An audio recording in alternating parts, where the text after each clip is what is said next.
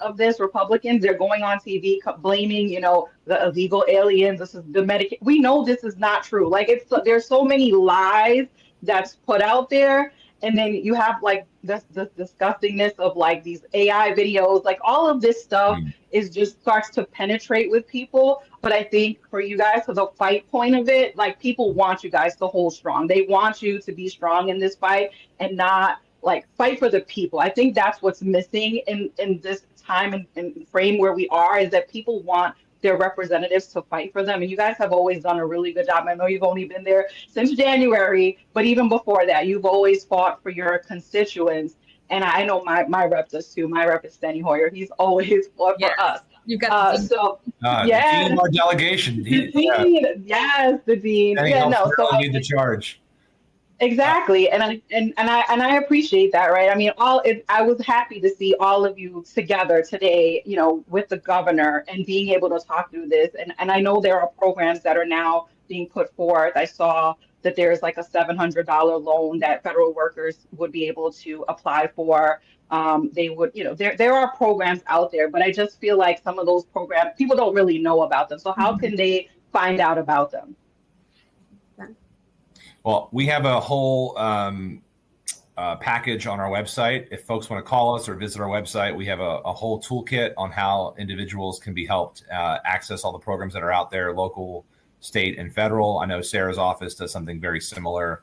And I would just say, as we engage in what I think is the right fight here, I would just want to leave before we sort of turn things over to the next group. My parting thoughts, and I'll let Sarah add hers, is that in all things, it is better to hope than despair. And so every day I wake up and have that hopefulness and that optimism that we will find that breakthrough. We will find that Republican who sees the light. We will have the American people speak up enough that we get to where we need to be, that we win the fight that we know is right here. And so that would be my bit of encouragement before we wrap. And I turn things over to my colleague to help wrap this up with you. First of all, Tiffany, thank you for helping lead this conversation. And like Johnny, you can go on our website, elfrith.house.gov, and we have a whole, not just resource guide, but like FAQ if you have a specific question. And you can always call our offices. Ours are open, answering phones, responding to emails. I'm going to do a live stream tonight with just some basic Q&A on the questions that we've been getting today, so people have that information. And like Johnny, I am hopeful about the participation that we're seeing from our constituents. Right? Like we nerded out about political science today, but that's what our founders wanted for this system to work. Like Johnny and I cannot do our jobs if we don't hear from our constituents. And if our constituents and other constituents around this country aren't engaging with their elected officials in this moment, so please just continue to lean in, continue to participate, and continue to share your voice. Awesome. Well, thank you guys so much for taking time to speak to me, and we have your back. So keep fighting the good fight for us. We appreciate all that you do, and we hope that no one wants this shutdown, but it is, like you said, a necessary fight. So we're hoping that this doesn't last too long, and that hopefully clear minds and hearts, because this does impact people personally, will prevail, and we will get through this shutdown fairly quickly. So thank you so much for taking the time. Appreciate it. Thanks. All right. Thanks later. Bye-bye.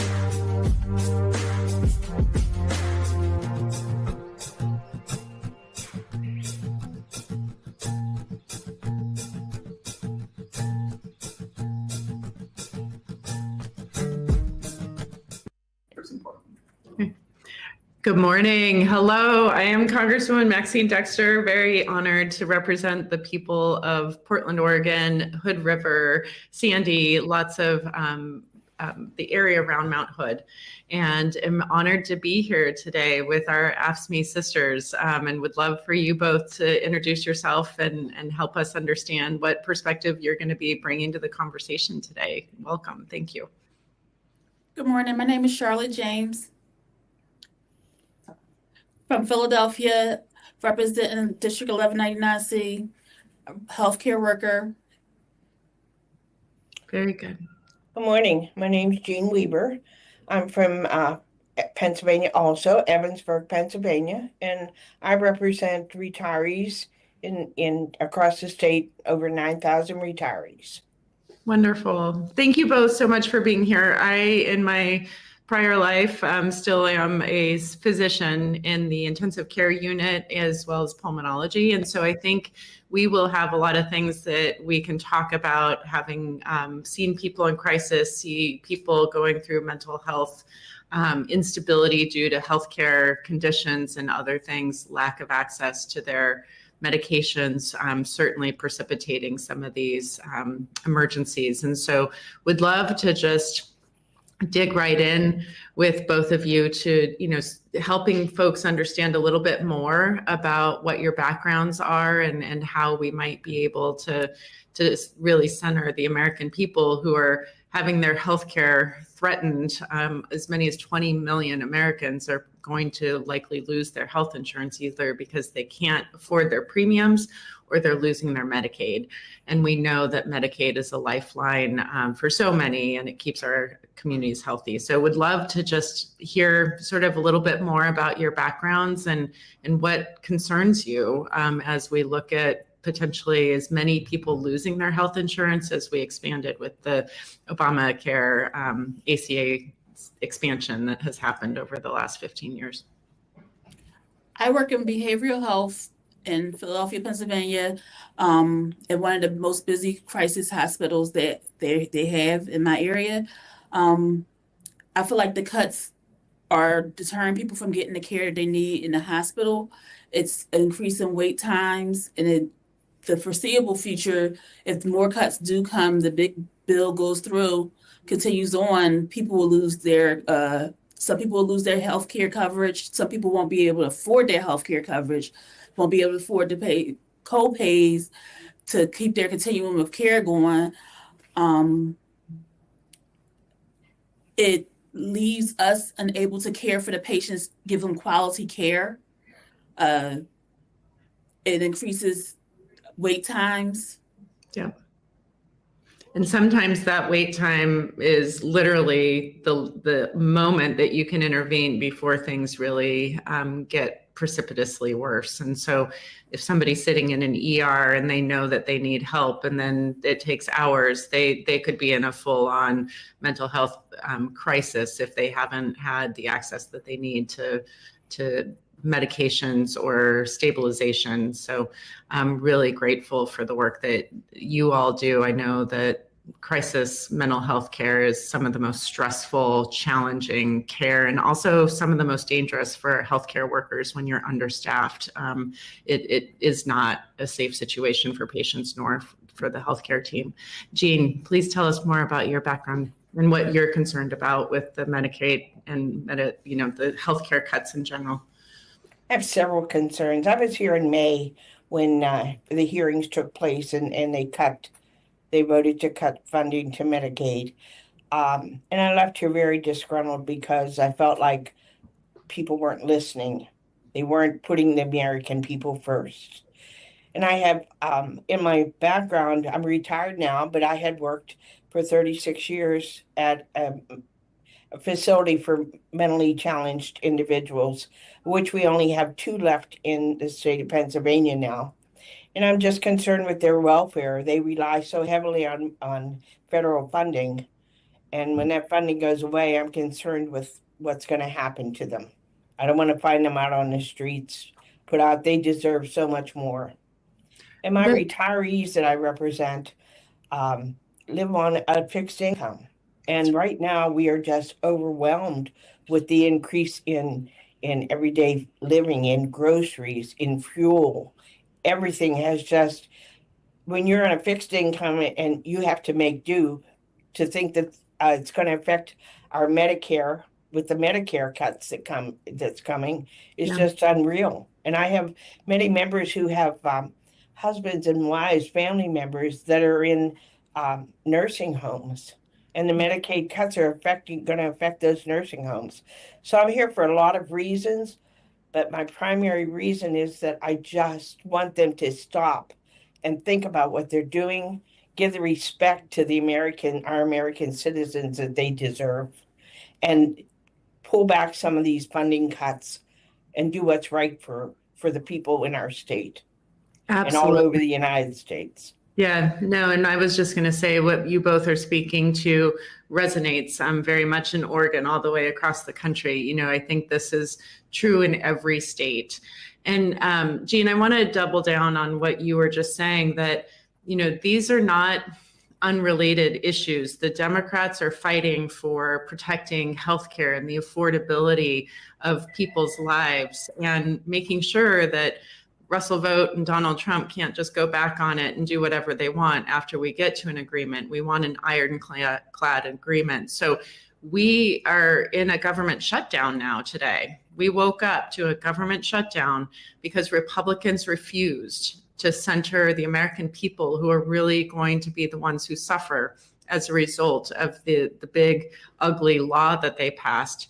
Democrats want them to really center people over billionaires, and they're refusing to do that. So now we're in a standoff where, you know, Democrats are holding the line and Republicans are holding the line. And how is this going to move forward? A lot of people are asking, and I think it's because people in the communities are going to have to say, like, what this means. So could your retirees afford to pay more for their healthcare?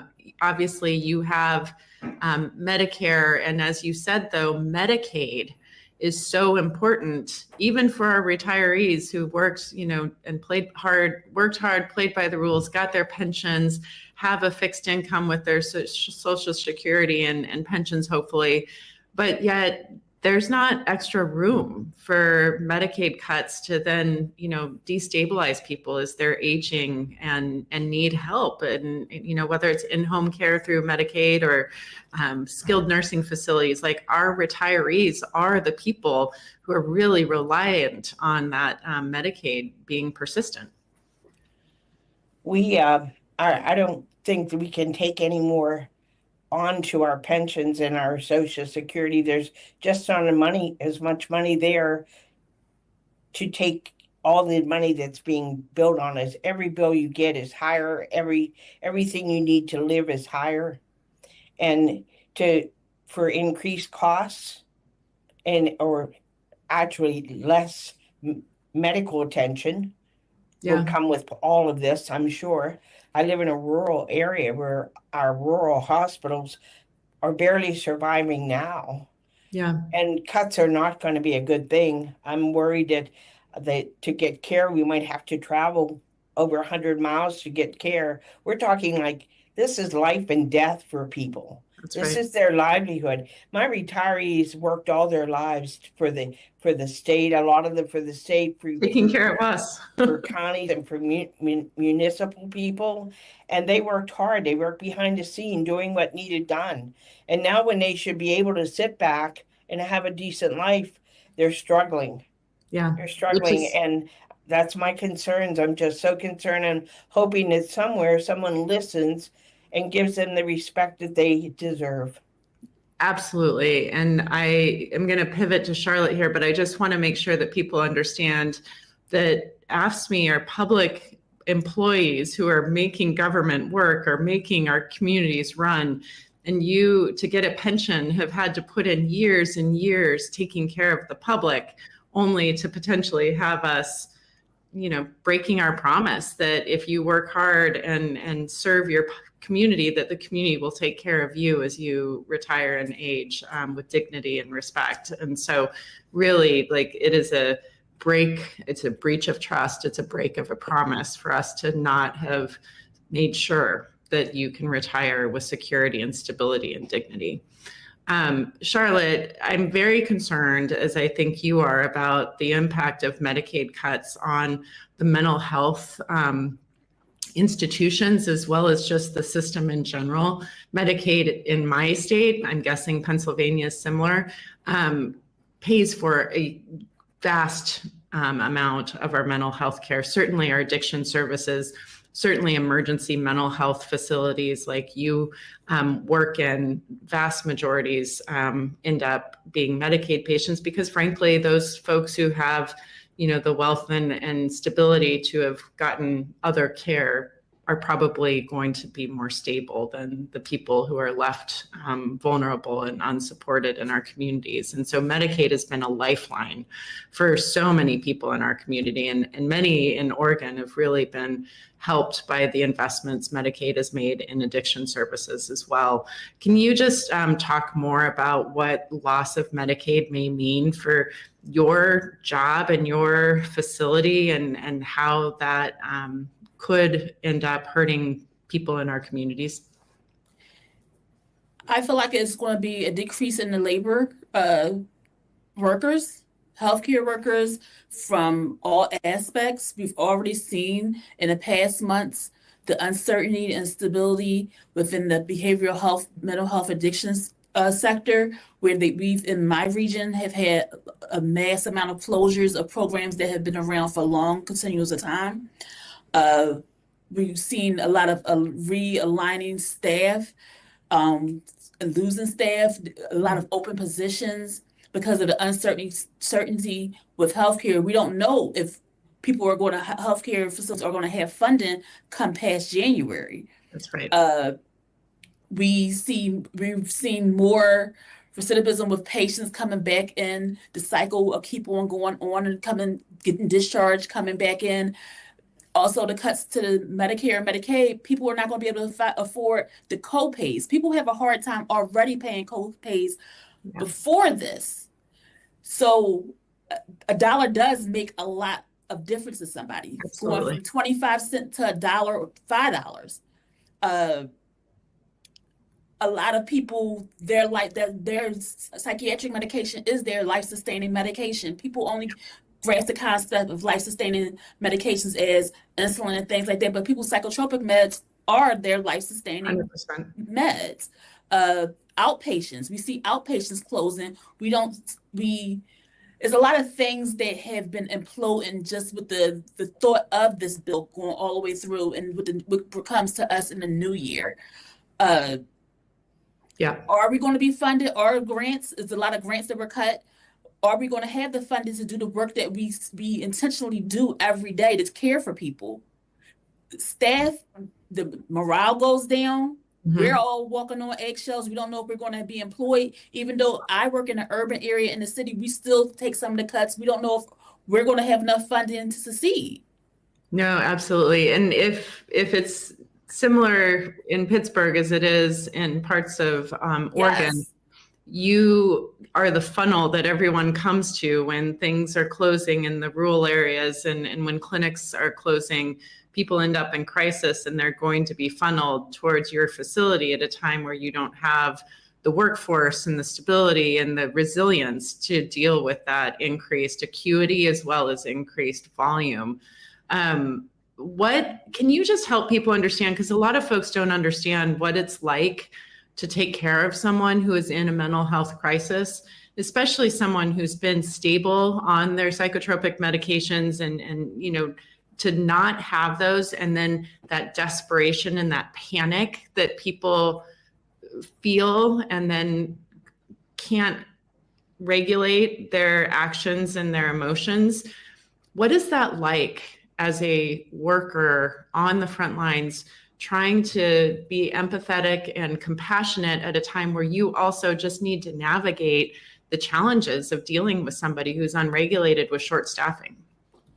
You're meeting people a lot of the time, most of the time, the majority of the time, at their most darkest time, at their most lowest time, that's just trying to see a little bit of light, a little bit of sunshine to get them from day to day. Like I'm going to keep repeating that it increases the time. Like in the state of Pennsylvania, you have to be stabilized in medical. If you have less medical professionals that solely do medical to clear people to move on to psych, it increases their anxiety, their symptoms have more outbursts, more aggression, because it's more waiting. All these things with these cuts adds more waiting on a system that's already taxed and overloaded. Yeah. Yep. No, we absolutely are seeing that. You also need to have a place, when people can come in the front door, you also need to have a place for them to go to be discharged to. And Medicaid, really supports a lot of those institutions and facilities where once you've stabilized people medically and psychiatrically, they need to have follow-up care to keep them from coming back, that recidivism that you were talking about. So as Medicaid cuts are going to be impacting those facilities, like it's just going to become a worse problem. And, we are in the news in Portland because of so much of our mental health crisis and our houselessness. And mental health and houselessness go hand in hand for some folks, because it's hard to go to work and remain stable if you don't have healthcare that keeps you regulated, and then you lose your job and then you're dysregulated on the streets, and there's really a lack of hope for so many people, that sunshine that you were talking about needing. So I'm devastated for our communities right now as we're looking at this. If the Republicans don't come to the negotiating table to center our communities are really going to suffer. And we're going to lose healthcare workers that are so critical to us being able to rebound despite the harm. I want to just give you both the opportunity where, coming down on time, like what are some things that you just want people to understand that you haven't said, or ask me questions, whatever. I'd just like to let you lead the conversation.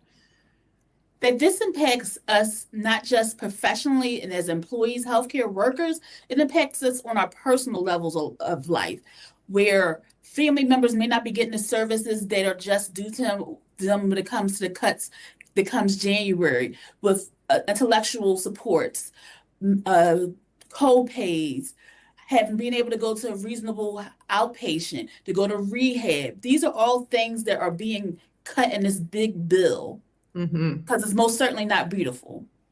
I totally agree with you. And let me follow up on that. A lot of people think that if you have a union job, you're a public employee, you're living rich on the dime of the American taxpayer. Is that your experience for either of you?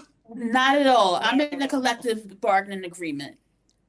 Some of my coworkers utilize Medicaid, Medicare to be able to get the extra supports that they need for their family member. If you have somebody that has a chronic illness or a chronic diagnosis that requires other supports such as therapy, occupational therapy, and things, speech therapy, different facets that go along with autism and ID.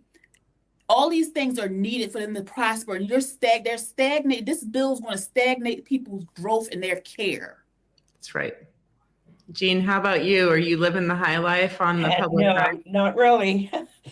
I will tell you though, people need to stop and look around at the people who are struggling around them, even if they are living good themselves, because there's so many people that are dependent. We have so many disabled people who are dependent on Medicaid. We have people that are on the Affordable Care Act now. I have a good friend. She's a widow and she's raising her son. She doesn't know what she's going to do, how she's going to be able to afford the premiums on the Affordable Care Act. Her premium now is just out of sight. People have car payments, could afford a couple cars on what her premium is. Yeah. It's just unbelievable. And we need to stop and see what's happening to the American people and the struggles that they're going through, instead of just jamming on through and pretending like everything's fine. It is not fine for people out there. And we have to stop. This is life or death for people and their families. And we have to do something about it. 100%. And I really appreciate what you're saying. Like, even if you're doing okay, you need to check in with all of those other folks in our community. And I think most of us are going to, be resilient and put on a good face and go out in public. And it's just right below the surface, the stress and the harm that's being done by having to struggle every day just to get by. How can the community check in with each other, especially during this shutdown, when I think people are going to have, more challenges getting their services, getting access? We know Medicare, Medicaid, and Social Security is funded despite the government shutdown, but all of the workers that help make that happen, many of them public employees, aren't going to necessarily have the resources and the teams that they need to make it as efficient as normal. How can we all help each other get through this time? I don't know if you have ideas. I certainly would love to hear some. Hold the people that are making these choices and judgments accountable. Get out in November and vote. Those are the things that we need to do. How we say here, hold the line, and hold accountability. Yeah. I totally agree. I tell the people I represent all the time, get on the phone, call people, call these senators and representatives, and let them know what's going on. Bring them back to reality of what is needed by their people, because they're surely not representing their people that put them in office.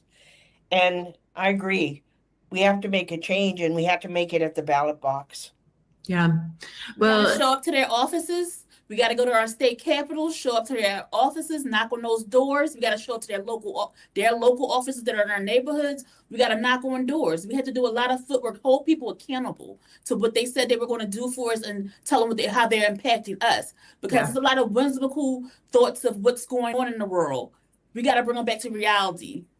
I totally appreciate that. There were lots of promises made by Donald Trump and the Republican Party about making life more affordable for people from day one. And instead, we are seeing quite the opposite, and people are really struggling even more. Charlotte and Jean, I'm so grateful for you being willing to spend your time with me today, for sharing your stories. It really matters for people to hear from you and your perspectives. I just want to offer you the chance for any last words before I hand it off to our next colleagues. I just want to thank you very much for taking time to have us and to listen to our concerns.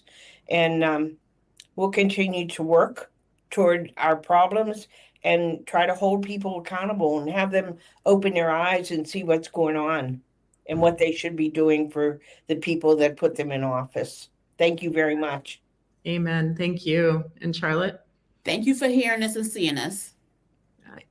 Here for it. Come back, and we'll hopefully not have to do it during a shutdown, but let's keep the conversations going. So thank you all so much. I'm going to hand it over to our next speakers. Thank you.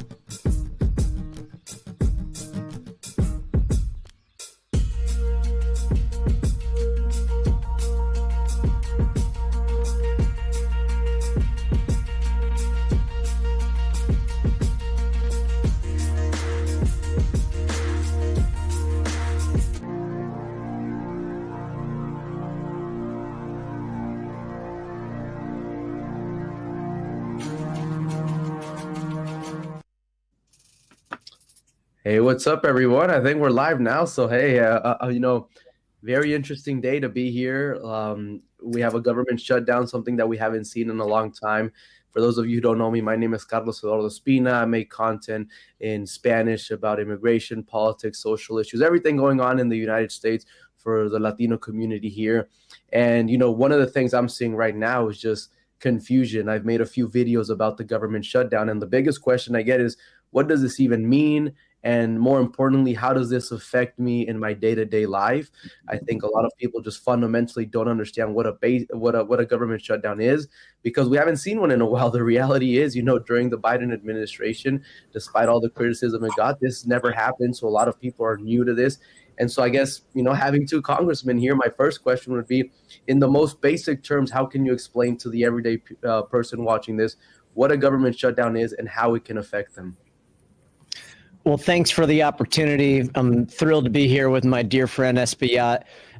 Right now, we're fighting to stop a huge hike in healthcare costs to the American people, especially those who are on Obamacare. 24.3 million Americans, including in my district, we have the second most enrollment.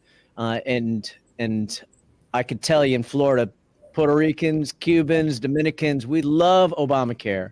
We're probably a little more than half. In the top 5 districts, 4 out of 5 of those are Hispanic majority districts. So this is something that's key for our community. Nosotros amamos Obamacare mucho, and this is the big fight. What does it mean?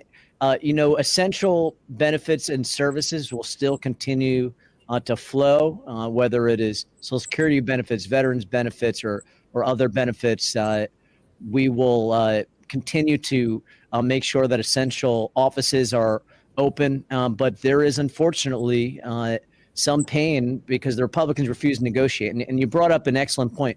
Under Biden, we would negotiate with the Republicans. They would get a few budget items. For instance, we worked on permitting reform and limiting the amount of increases of spending in our recent budget that we had 2 years ago. We worked with them. We negotiated. They left town. House Republicans are at home. At least the Senate Republicans are here. House Democrats, and Senate Democrats are here.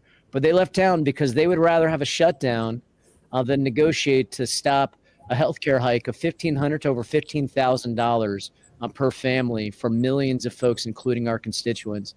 And so we're up here doing the work, and appreciate you taking the time today. No, thank you very much. And I see we've been joined now by the Congress of New York. How are you doing? Hey, good. Thank you. Good to see you again. And just to give you an idea of what this means locally, right? First and foremost, it's a Republican shutdown. They control the House of Representatives. They control the Senate. They control the White House. It is their shutdown. They have ownership of this shutdown. It's not ours. It's theirs. And so what they do, today they fire a shot, stopping $18 billion for 2 essential projects in New York City. One is the Second Avenue subway, is right in the middle of my district, which would address a transportation desert where 300,000 people have to walk really far away to take the subway. Mm-hmm. So we were planning on building the extension of the Second Avenue subway for those folks in East Harlem. And the Office of Management and Budget today said that they will stop the funding for that. Also for the Gateway project, which is a tunnel in the Hudson River. The Northeast Corridor is very fragile. You have like one rail stopped, and all of a sudden you have everything from Virginia to Boston unable to move. So it's really a national security issue. And today they also announced that they will stop the funding for Gateway, $18 billion for both of those projects, right? So that's the kind of like partisan gamesmanship that they're engaged in. And of course, as Darren said, I have 488,000 Medicaid recipients in the 13th district, in Harlem, in East Harlem, and Barrio, right? In Washington Heights, in the Bronx. And so these people that are Medicaid recipients are looking to see major cuts in their health care. And the Medicare recipients, 118,000 of them, seniors, also are looking at seeing major cuts in their health care. Or others may see a 114% increase in their premiums. So healthcare is so critical. If you don't have healthcare and you have a house and you wind up in the hospital, it wipes you out. I mean, you come out of the hospital, you no longer have a house, unfortunately. Yeah. So that's why Medicaid, Medicare, the ACA, the Affordable Care Act, which is Obamacare, is so important to so many people. And Darren and I are fighting for those people. We say, no, we're not going to accept $1 trillion cuts in Medicaid so that you can give a big tax break to your rich friends and donors. We want to make sure that we're fighting for those people that need it the most. And so that's what this is about, is a Republican shutdown, and we're fighting for people that want access to healthcare. That's perfect. And I was going to ask, I read the comments when I've been making content about this, and a lot of the people, are commenting, hey, Carlos, but Donald Trump is saying, that this is a Democrat shutdown. He even put it on the, White House website. It's all over. He's had his whole apparatus, basically repeating the same talking point. This is a Democrat. Él es un mentiroso, Carlos. Él es un mentiroso. And so I wanted to see if you could, in very basic terms, because like I said, this is something very new for a lot of people. We always hear rumblings of, government shutdown, but very few times does it actually happen. So now that it's happened, people are, basically trying to understand, okay, what could happen to avoid this? And, Donald Trump, he's using government websites and everything just to push the same talking point. And there's one talking point in particular. He's saying, Democrats are fighting to give health care to illegal aliens. That's the term he uses, right? He keeps pushing the same talking point. So what really, I guess, is the battle about? What is the disagreement on with Republicans? Is it really about health care for undocumented immigrants, as he's saying? Is it something else? So, you have the floor to basically clear that up and, say things how they are. Absolutely. If I may start. So you had mentioned before Biden had negotiated with the Republicans. We negotiated with Republicans when we were in charge. So we never had a long shutdown because we would give them a few things, because in the Senate and the House, you need these things to be bipartisan. Trump has told people either his way or the highway. And the question to ask is, why would he be so willing to shut the government down rather than fixing healthcare for 24.3 million Americans, including 4.6 million Floridians? We have the biggest Obamacare exchange by far in the nation. No one ever believes me when I say that, because, we're a reddish purple state and people are like, oh, no, they wouldn't like that. We love Obamacare in Florida. 4.6 million Floridians. In fact, I have my orange juice here today from Florida, made right out of Polk County, one of the counties I represent, to think about those 4.6 million Floridians. So Donald Trump refuses to negotiate. On top of that, he wants to do mass layoffs, which is not a normal thing. Under Obama, under Trump 1, under Biden, you didn't see mass layoffs. He's doing it because he wants to use our federal workers. He wants to torture them. He wants to make their lives a living hell. He wants to use the budget. This is not normal.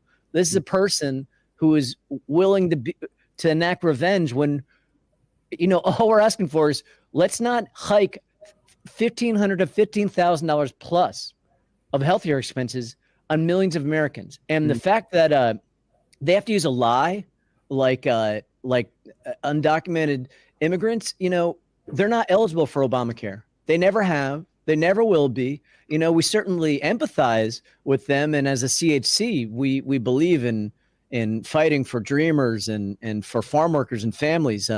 But the reality is they're not eligible. And so it makes you wonder, why would they have to concoct a lie and continue to say a lie when 24.3 million Americans, very real, November 1st, they're going to get their health insurance jacked through the roof.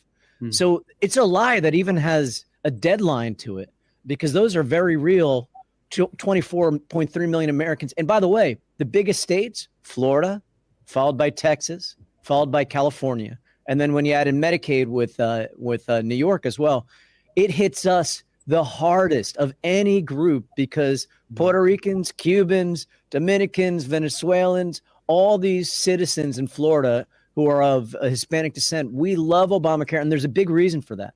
A lot of us are independent contractors. A lot of us work for small businesses.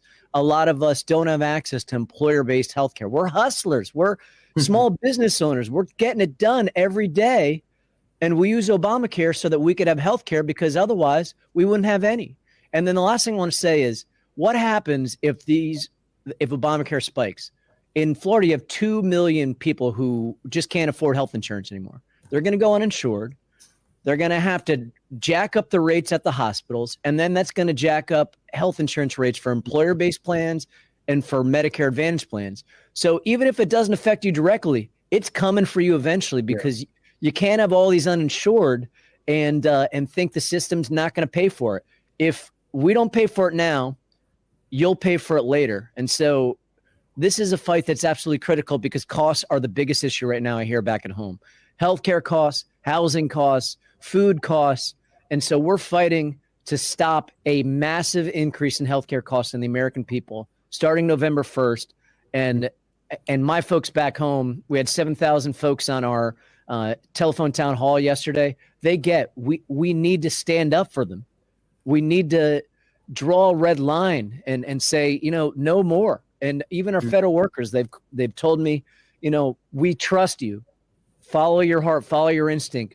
We need to negotiate. And so we're here in good faith to negotiate. And that's absolutely critical as you put this into context.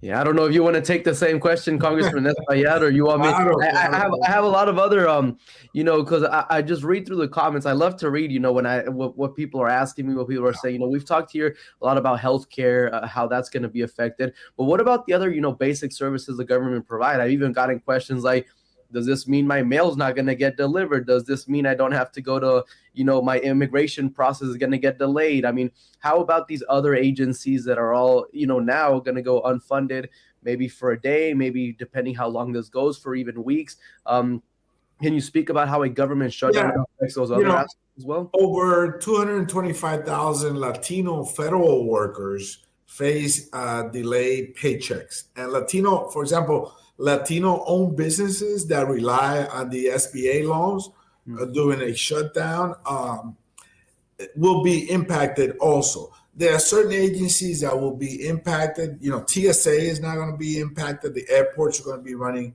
on schedule. There's other areas that will not be impacted. So it really depends on the agency. But we ask you to come to our offices if you have any issues whatsoever. Our offices will continue to be open.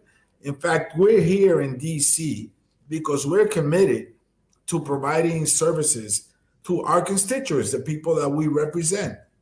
And I will be heading to my Harlem office and my Washington Heights office from here today, and that our doors will be wide open. And if you have any questions whatsoever about how this may impact you directly or your family members directly, please contact your local member of Congress. I know that Darren will be doing the same thing as I will be doing, which is providing key services to our people in the middle of this critical time, this shutdown, right? I mean, a lot of misinformation out there, mucha mentira. I mean, undocumented, getting Medicaid.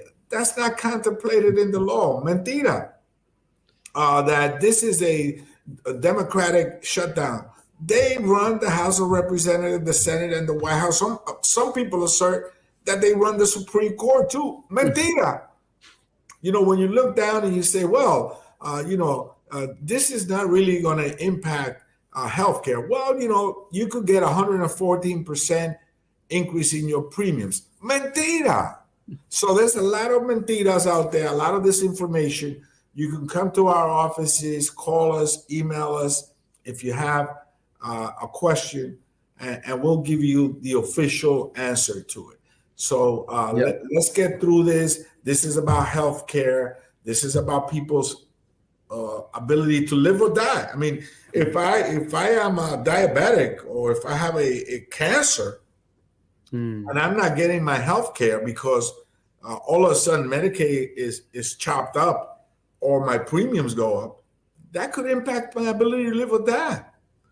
It's as simple as that. That's a good way of putting it. And the other major question that I get. Obviously, I guess no one really has the answer, but how long is this going to last, or how long can this last? You guys are on Capitol Hill. Are you hopeful of any positive negotiations coming to some sort of agreement soon? Is it like, arguing with a rock? I mean, what's it looking like on Capitol Hill? I think that's what people are worried about, because I think most of us have this idea, right? Okay, this is like a 1 or 2 day thing, maybe we'll be fine. But what if this happens a month, 2 months, 3 months? What happens? Is this forever? What's that look like? I mean, if you could just, shine some light on that. So we're hopeful. We're obviously up here ready to negotiate. The Senate is in active negotiations. You should ask, why are the House Republicans at home right now, right? It's trying to score political points and try to do nothing to resolve this. But we're here and hopeful to do it. We have seen Trump last time we were in the Congress. He pushed it for 35 days because he doesn't really like the federal government, which is ironic to want to be president and you don't believe in the services of the federal government. And it was when the air traffic controllers finally said no at JFK that it finally ended. Obviously, we don't want to get anywhere near that. We're already looking at a November 1st deadline where for families in our district, it could be anywhere from $1,500 to over $15,000 in healthcare increases that they'll see in their premiums. A family of 4 making $40,000, $50,000 can see an increase of $1,500. A family of 2 who's pre-Medicare, 61, 62, middle class, they'll see $15,000, $16,000, $17,000 increases. So this is really important. Costs are the biggest issue. And look, the president plays a risky game when he starts talking about massive layoffs and withholding funding from different areas because normally presidents try to take the high moral ground. They try to negotiate. They lead. Instead, he's reveling in it and playing the blame game and attacking different constituents, trying to make it hell on earth for our federal employees. And the American people are angry about it. You look at already the kind of support. Independents blame Republicans already because they're in charge. Democrats obviously blame Republicans, and even Republicans are split on it because why are they fighting just to stop us from fixing healthcare, right? Why is it worth a shutdown to them to stop fixing healthcare for 24.3 million Americans? Because for them, it's about power. It's about, showing that they're tough and they're not going to bow to demands for healthcare. Seriously, for 24.3 million Americans, and then to lie on top of it. We will continue to operate in good faith. And a lot of the ways this ends is because the American people say enough. Get together, negotiate in good faith, get this resolved, and keep the government running. And that is the biggest way, by voicing your support, whether in social media, whether it is publicly in various different ways. All this is very important. Yes. By the way, Carlos, right now, as we speak, this very moment, the Senate has voted down a bill that would have extended government for another 7 weeks while negotiations would have kept on going. The Senate, run by the Republicans, just voted down right now and kept us in what it is now, a 12-hour, 23 minutes, 40-second shutdown. Wow. No, so, I guess the biggest question I have, and I think many people have, beyond this government shutdown, one thing I see a lot is, I'm tired of all of this. It's too much. It's been almost, we're nearing, 8, 9 months. I lost track already how long Donald Trump's been in power. And it's just controversy after controversy, problem after problem. So the biggest question people have, I have as well, is, what can we do to, basically, I don't know, get to a better place than the one we're in right now. People are suffering even beyond the shutdown. We see it on basically every policy issue, on the economy, on immigration, on education. People are struggling right now, and they want to know, how can we improve? What is essentially the light at the end of the tunnel? So any guidance, any suggestions, any words of inspiration y'all may have would be very welcome right now. Absolutely. We could be smarter in how we vote in the next darn election. We saw a lot of our fellow Hispanic men, I say that as 2 hombres here, 3, right? That a lot of folks believed the lie that Donald Trump was going to lower costs on day one and that he was only going to deport criminals. But they didn't believe the lie that he was they didn't believe him when he said he's going to be dictator on day one, or that he was going to use the military to crack down. So we have to be smarter. They're going to try to manipulate the Hispanic community. We're people of faith. We're breadwinners. We're hustlers. We're business owners. We believe in the American dream, and they're going to try to distort it to divide us. But we have seen what's happened. In Florida, 1 million folks have lost their legal status between TPS and parole, whether it is the Cubans, the Venezuelans, Haitians, or the Nicaraguans or others. These are folks who are all being deported now. And some of their family members voted for it thinking that they weren't going to be deported. And now they're getting torn apart. And you know who they're going after? Young Hispanic men and middle-aged Hispanic men. They're going after folks like us because apparently we're the greater threat.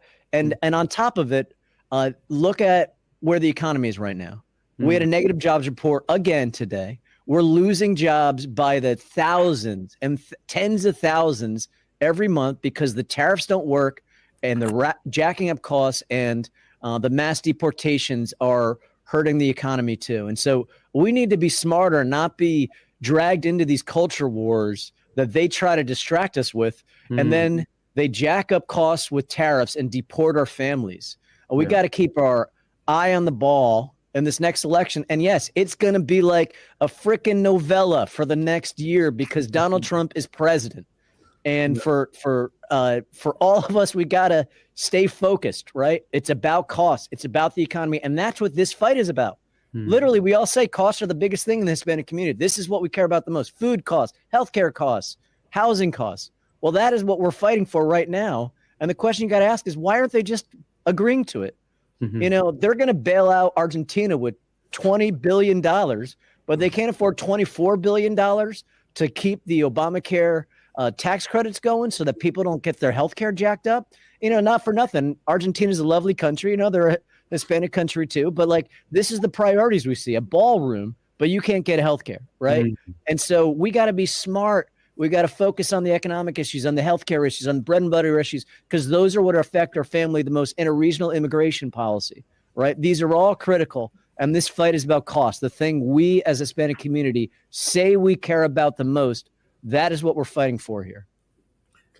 And in addition to that, Carlos, I think it's important. We in the Congressional Hispanic Caucus are doing three things fundamentally, right?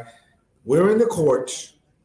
We're fighting the administration in the courts. We're individually involved as litigants ourselves in court cases that we feel are meritorious and that represent the best interests of our constituencies. In terms of the budget, right, and in terms of legislation, we are actively engaged in the appropriations process, presenting amendments and presenting bills on the floor to try to avert this hurt that's being proposed by the White House. That's the second rail. But finally, the third one, I think, is one that you, Carlos, and the general public has a lot to do with, and that's public sentiment, public opinion. We got to work on that every single day. I mean, public opinion drives this nation. Even Abraham Lincoln said in the middle of the Civil War that you couldn't do anything unless you have the public sentiment behind you. So people like you, Carlos, and others that are out there speaking to thousands upon thousands of people, if not millions, right? You have an important role in shaping public opinion like you're doing today about the shutdown. Because we got to be educated. When we make decisions, they have to be educated decisions. We cannot go on hearsay or mentiras. We have to be able to get as much information as we can so that we make decisions that are educated and will protect our family. Latinos, we're still growing as a community. We're a very young community. So we have to protect our families, our kids, so that tomorrow they have a better shake on what's being offered to them. You do that by having all the tools at your disposal and communicating that and building one voice. I know it's difficult for us, You know, because some of us dance merengue, some of us may like bachata or salsa or Bad Bunny or mariachi. Whippa. But these are different music tunes that are played by the same instruments.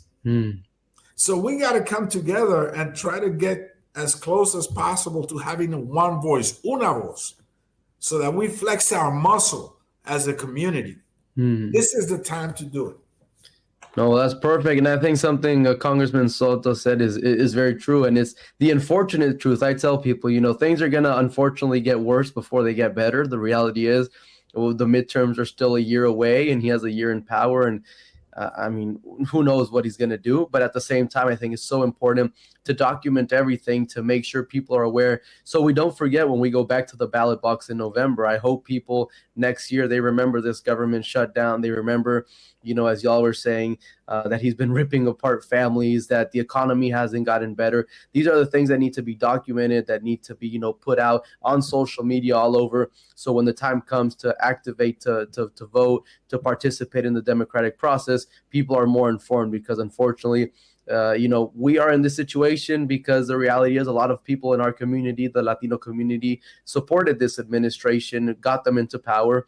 And now, you know, we have to put up with the consequences and learn from it and be in a better place come next election. So this was very productive. I think we're out of time because they had told me 30 minutes. I have a lot more other questions of things I could talk about, but I don't know what, you know, they're about to kick us off here or what the thing is. But, you know, before they say anything, you know, one, I guess, very quick, like one final message. If, you know, this is something you want people to take home from this whole conversation, what would be your message to the community in these times? We're fighting to stop a huge healthcare hike on millions of Americans, and we need the Hispanic community to rally around us to make sure we tackle the number one issue we all care about, which is costs. Perfect. Unidad, unity, Carlos. La comunidad unida jamás será vencida. We need to come together. Latinos need to come together across the country and show that we care for our families and that we have to be respected.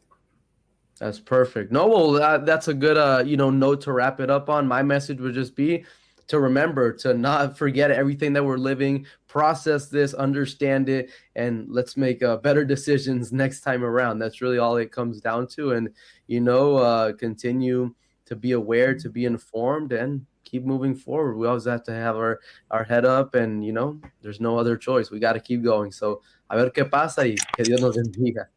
Gracias, Carlos. Perfect. All right, awesome. Well, take care. Y ahí estamos, mi gente. Bendiciones. Hasta luego.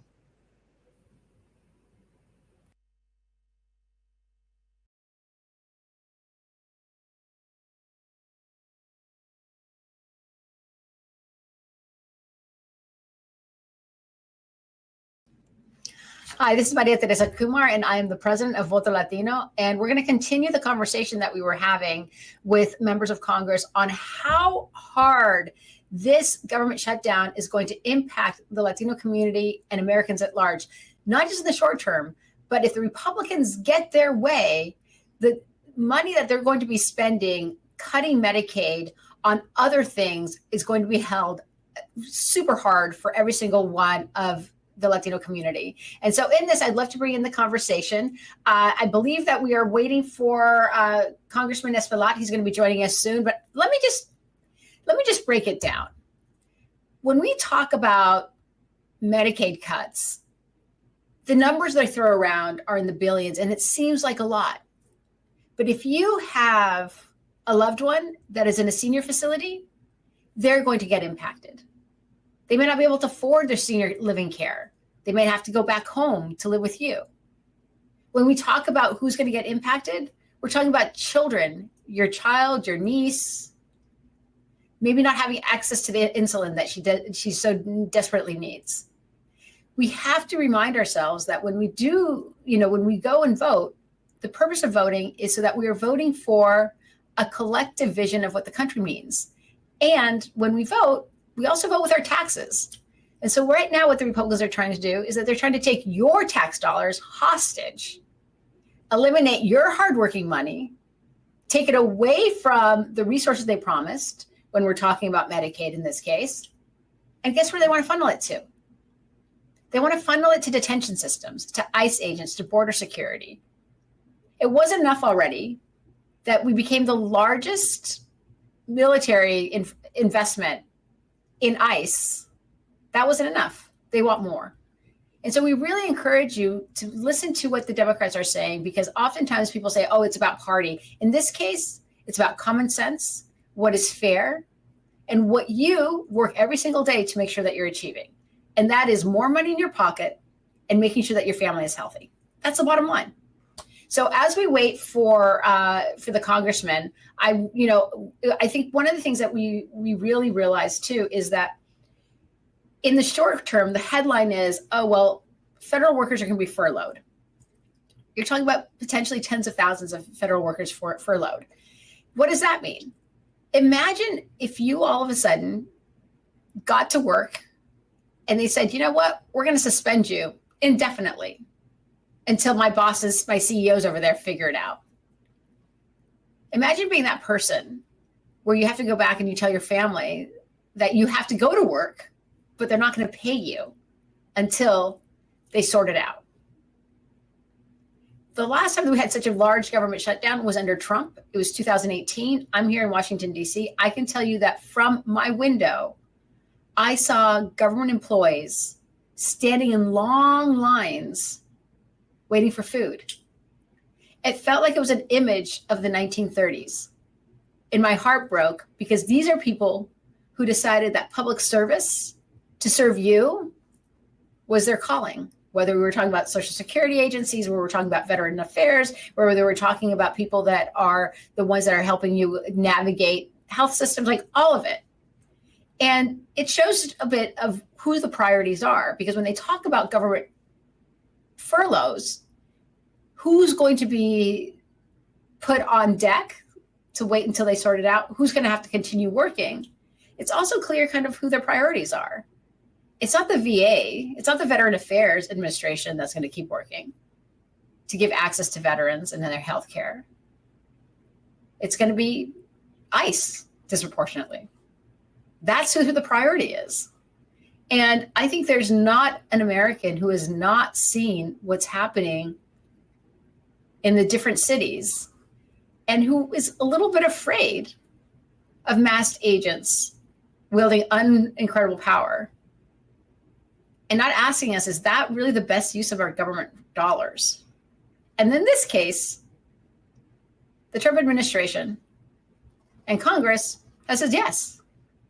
So while you're trying to make ends meet, like the majority of us in America, and while we're trying to decide what to cut back on because we may not have access to Medicaid, or what to do with my mother who's convalescing, this administration and the GOP has decided that their priority is more enforcement on our streets at the cost of what Americans need today. And so as we continue this conversation, I think it's really important that we recognize that part of how we got here is how we voted, but part of how we got here also is how we failed to vote. And I believe that we have, we're almost a year out of the election, and that means that we need to prepare. We need to identify who's on our side, who's paying attention to us, because every time we vote, we have to hold folks accountable. And every time we pay taxes, those taxes are then defined by the people who we elect to decide what should be our nation's priorities. I don't know about you, but the majority of people that I talk to, more ICE enforcement is not a top priority. Making sure that making sure that kids have access to safety meals, making sure that my food is safe because of the FDA, making sure that if you're a veteran, you have access to your health care, making sure that if you're a TSA agent, that you will get paid while you watch the planes land, is something that you should care about. And again, because of this government shutdown, and let's remember, the Republicans control the House, the Senate, and the White House. They control all branches of government. And so when you read a headline or a tweet or a shenanigan that this is on the feet of the Democrats, it's because they are holding steady to ensure that your kid still gets insulin, to ensure that your grandmother or your mother are not thrown in the street because they can't afford their residential care, to ensure that at the end of the day, we are collectively safer. Because that's really what government's about. It's ultimately making sure that we're creating a pact between us so that we can also thrive collectively. There's nothing about thriving in this bill, and I encourage you to look at it. I'm going to pause right there because I think Representative Hayes is going to be joining us next in about 7 minutes. So I will continue talking. I do wish that we had an ability to have people ask questions. So maybe next time I'm putting that into the comment bar. But let me just share you a little bit more, right? We have 1.2 million seniors right now living in assisted living. 7.2 million of them are enrolled in Medicaid and Medicare. Imagine if they don't get those. Imagine if they don't get that health care when they need it. Imagine having to basically go back into the senior living facility and having to pack up your mother's clothing and her belongings. And then all of a sudden that burden falling on you of what to do next. That is what this means. Oftentimes we have a tendency of throwing up really big numbers, and it gets confusing because you're like, billions here, billions there. What does it mean? Well, it means is that it's the collective taxes that we've all paid, that we've entrusted our elected officials to do right by us. I can't imagine any household where you are paying the bills jointly and then your spouse all of a sudden, without asking you, shows up with a Lexus or another car, and you're like, but we have bills to pay. That's kind of what this is. You know, you have the headline that Trump is paying close to $20 billion to bail out Argentina. Is that fair? How does that make your life better? One of the reasons that we are here in this political state is because government has not responded fast enough to the real increasing inequality that this country is facing, to the real gaps they're facing. And the purpose of a budget is supposed to be a blueprint for our values, what we prioritize as Americans, what we prioritize as community, what we prioritize for the present and for the future. And this current budget right now is prioritizing detention systems, so incarceration, is prioritizing masked individuals to pour through our streets. That sure, it starts with the Latino community, but we can all be honest. We have now so many US citizens caught in the dragnet of this so-called mass deportation effort that it should be a chilling effect for all of us. And so if you ask, like, what can I do right now? You should call your members of Congress. Tell them that you're not aligned with this. Even if it's a member of Congress that is against it, they need to hear from you. Why? Because they need support too. We are fundamentally in this battle of ideology between big, thriving business or thriving Americans. And let's not get it twisted. No one's asking for handouts because every single one of us has paid into that system. And so for the next couple of days, hopefully it's just days, you're going to hear a lot of people that are going to try to confuse you. You're going to have headlines, they're going to be blaring, they're going to try to put it at the feet of the Democrats. That's not the case because, again, the Democrats don't control the House, the Senate, or the White House. And so ask yourself, how do I get involved? And how do I make sure that I am the most effective? And sometimes it is calling your members of Congress because you're angry at them because they're not doing the right thing and they're not doing right by you. And sometimes it's calling them to say, keep going, because it's hard and they need reassurance. But more importantly, they need to hear that this is a priority for you because I used to be a congressional staffer a long time ago. And every time there was a big issue before us, my boss would come in, he's Vic Fazio, he'd come in, he's like, how many calls did we get? How many letters did we get? And how did they stand? And based on that, that was a temperature check of whether to fight for something or to recede. And I can tell you that behind closed doors, there are plenty of Republicans that are shaking in their boots because of these Medicaid cuts. They just haven't found the courage. And you know who can give them the courage to do the right thing? Their constituents. So we need you all calling, representing us, but more importantly, representing your family and your values, so that members across the aisle understand how immediate these cuts would be to your family, and that you're not going to forget in November.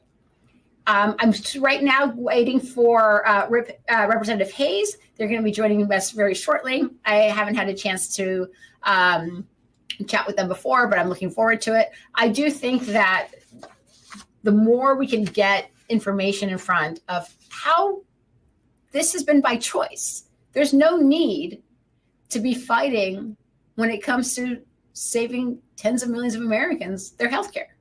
Because again, we all paid for it. And this is all not only about values, but it's about a social contract of how we feel to ensure that every single American is able to level up, to be healthy, to be able to thrive. And those are real conversations that we need to continue having. I will tell you that when we talk about furloughed workers, we're talking about 30,000 furloughed workers. So I am going to pause there. Representative Jonna Haynes has just joined me. Hello, Jonna. How are you, Representative Hayes? Oh, you are on mute. That's what I keep doing too. I cannot hear you. Nope. But I have to say, I cannot hear you, but I love your background. I think it's fantastic.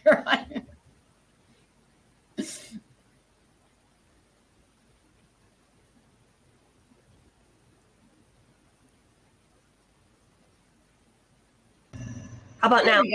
I can hear you.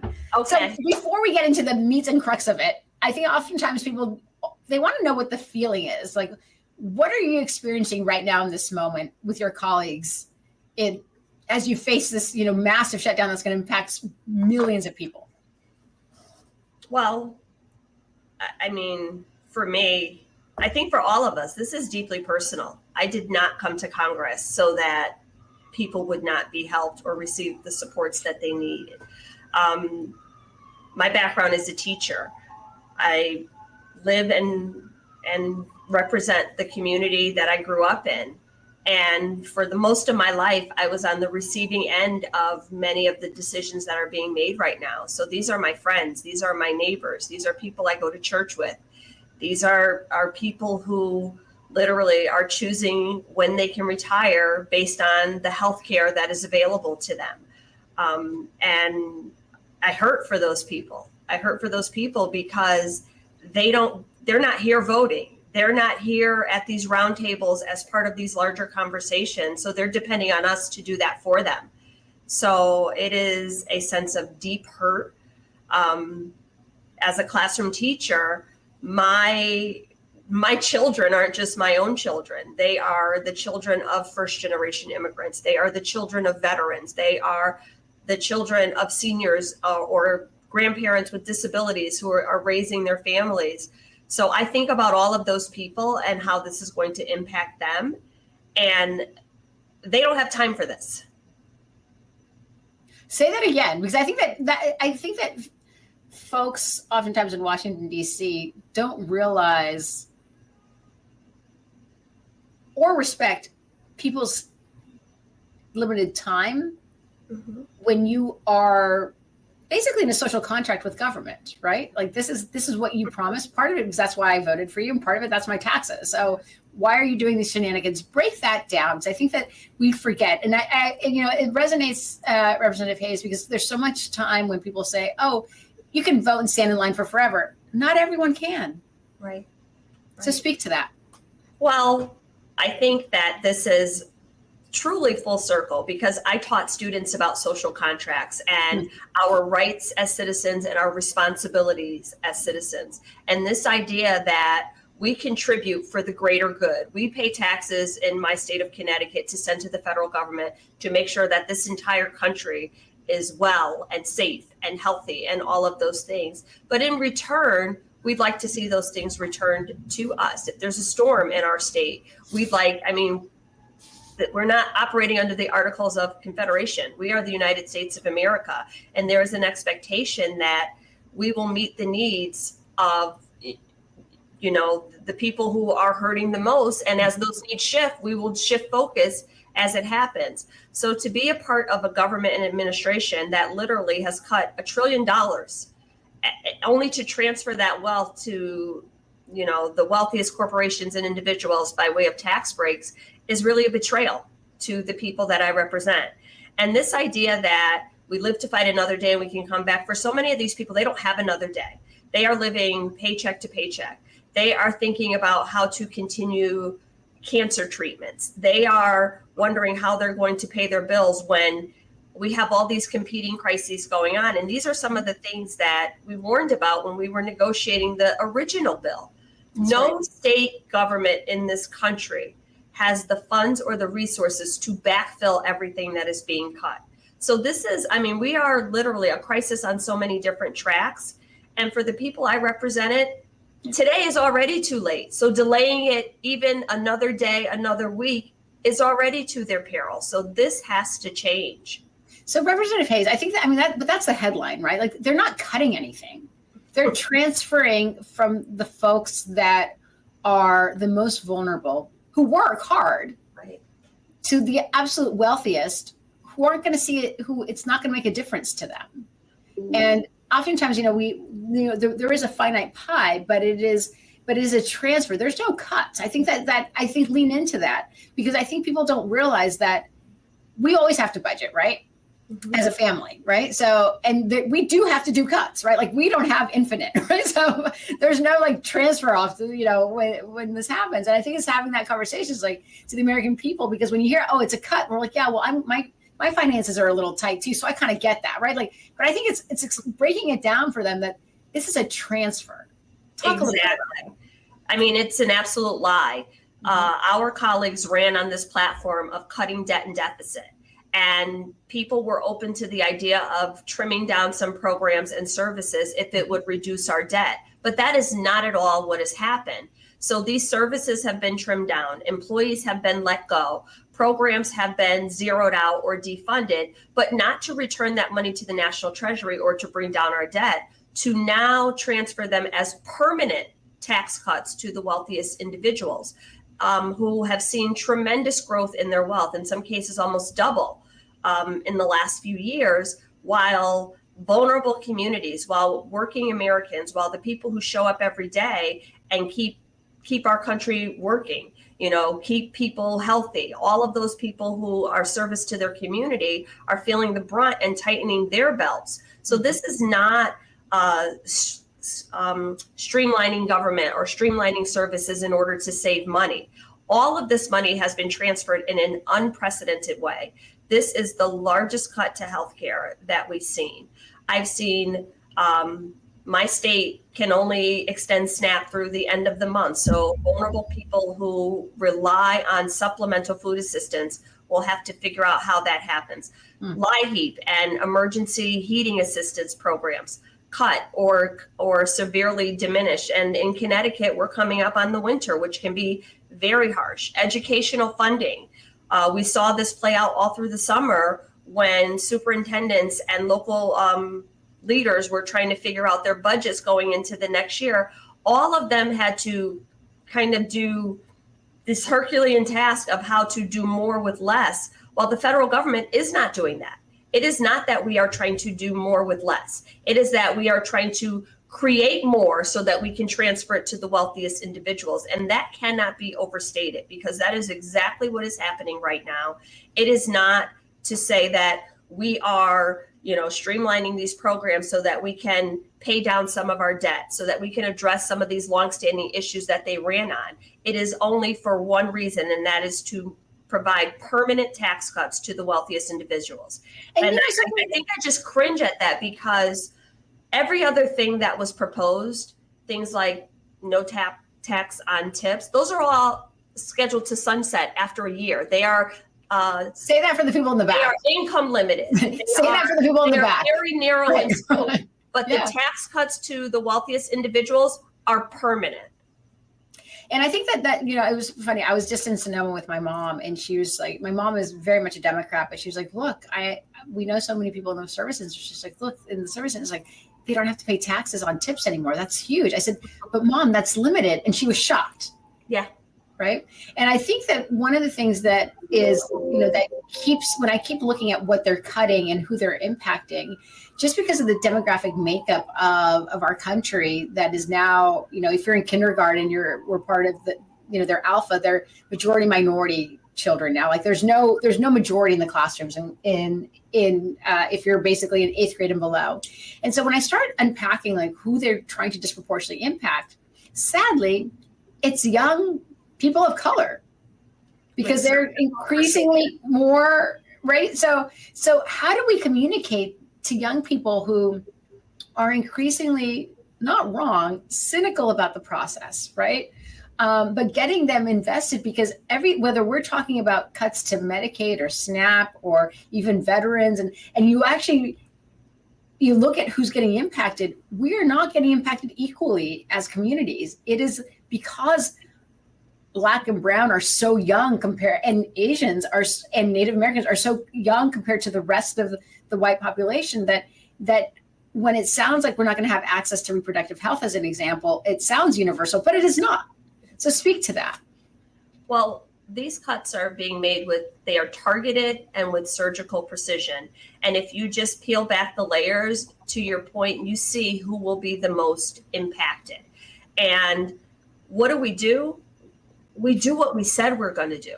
When we are in power, when we are in the majority, we address things like the high cost of housing. We address things like student loan debt and increasing Pell Grants so that people can access opportunities for their family. We address healthcare in a real and meaningful way so that people won't have to rely on tax credits or supplements in order to pay premiums. We bring down the costs, and we do the things that we said we were going to do.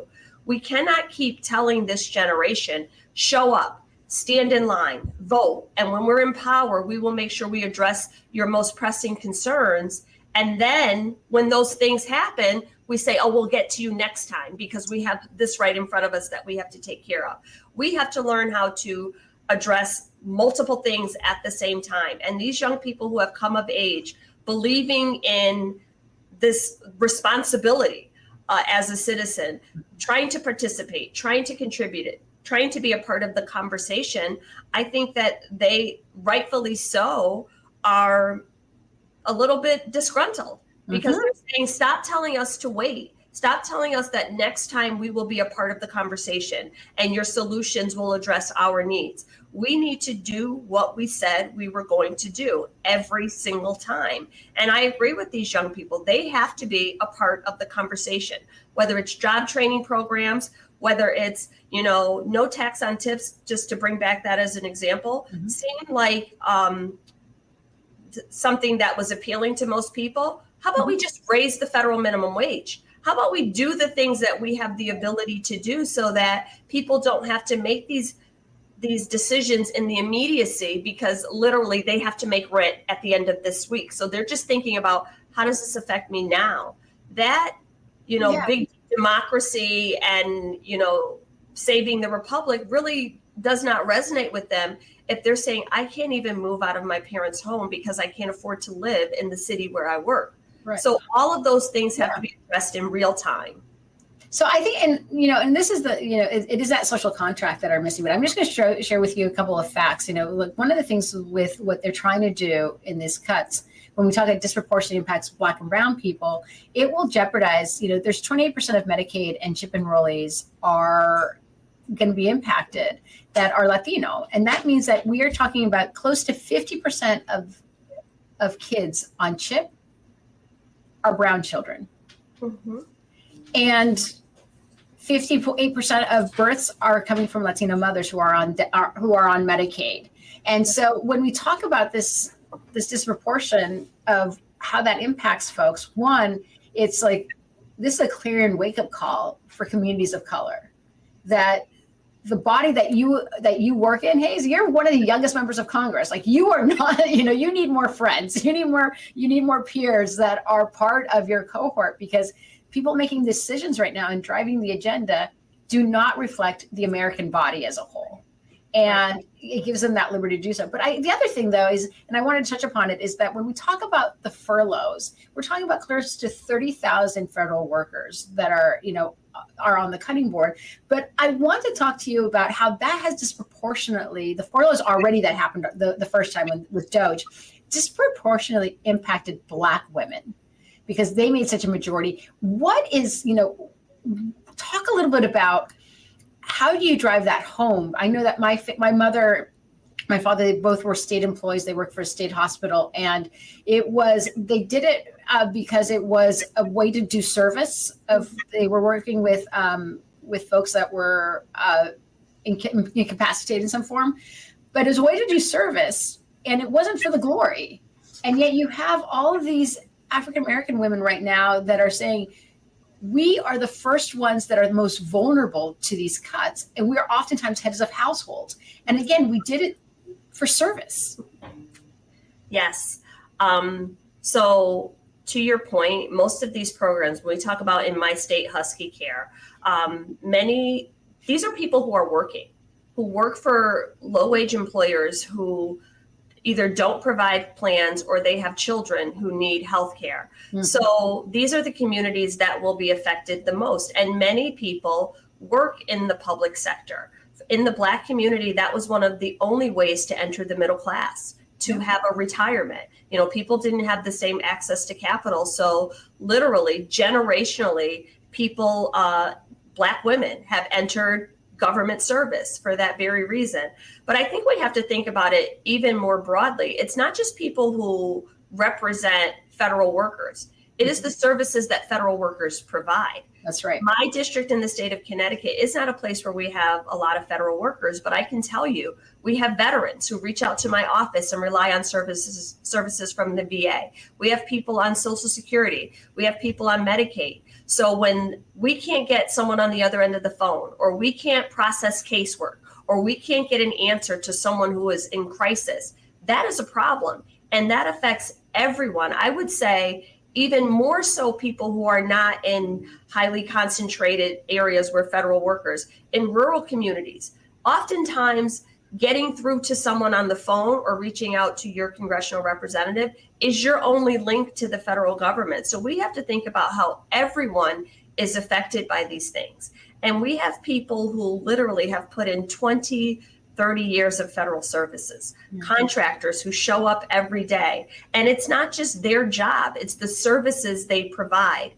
It's remarkable. And it's really important. No, and it's important to underscore that, because in losing them, we're also losing expertise and institutional knowledge, right? And and it's so funny because sometimes I don't know what government does. And part of it is just like, that could be that government is working in some cases, right? Actually, that is really funny, because I can tell you as a representative, I've tried really hard to make sure that everybody in my community knows the services that are available to them. I've had people reach out and ask me questions about their housing. And I've said to myself, I lived in public housing that was federally funded. I would have never thought to go to my congressperson with this issue.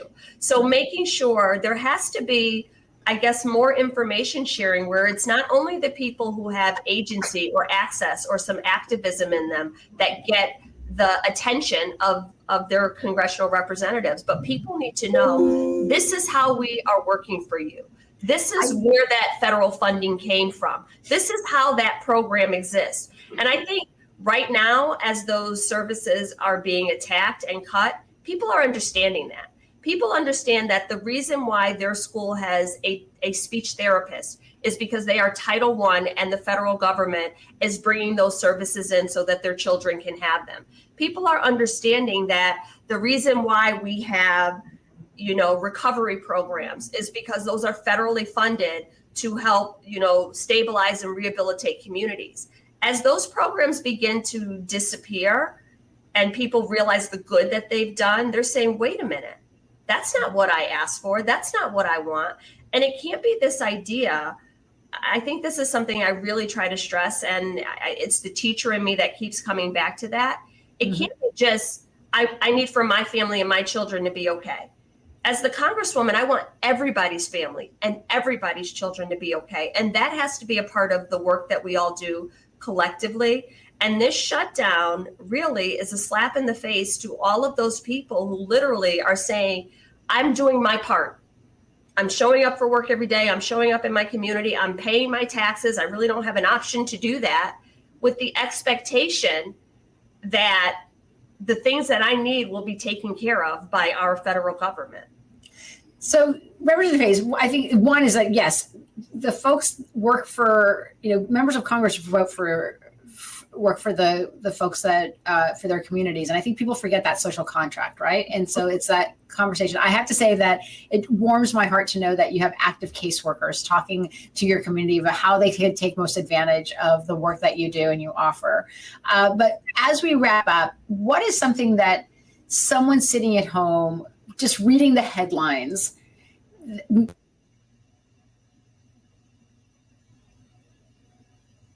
Oh, I lost you.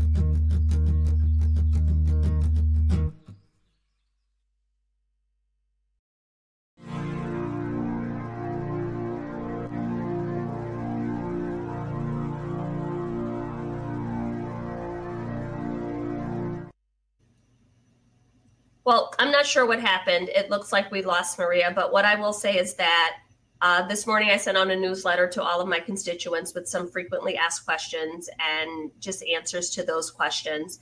And what I think we all will continue to do is just stay in constant communication. People have so many questions. So as we get information, I think updating people in real time is the best thing that we can do.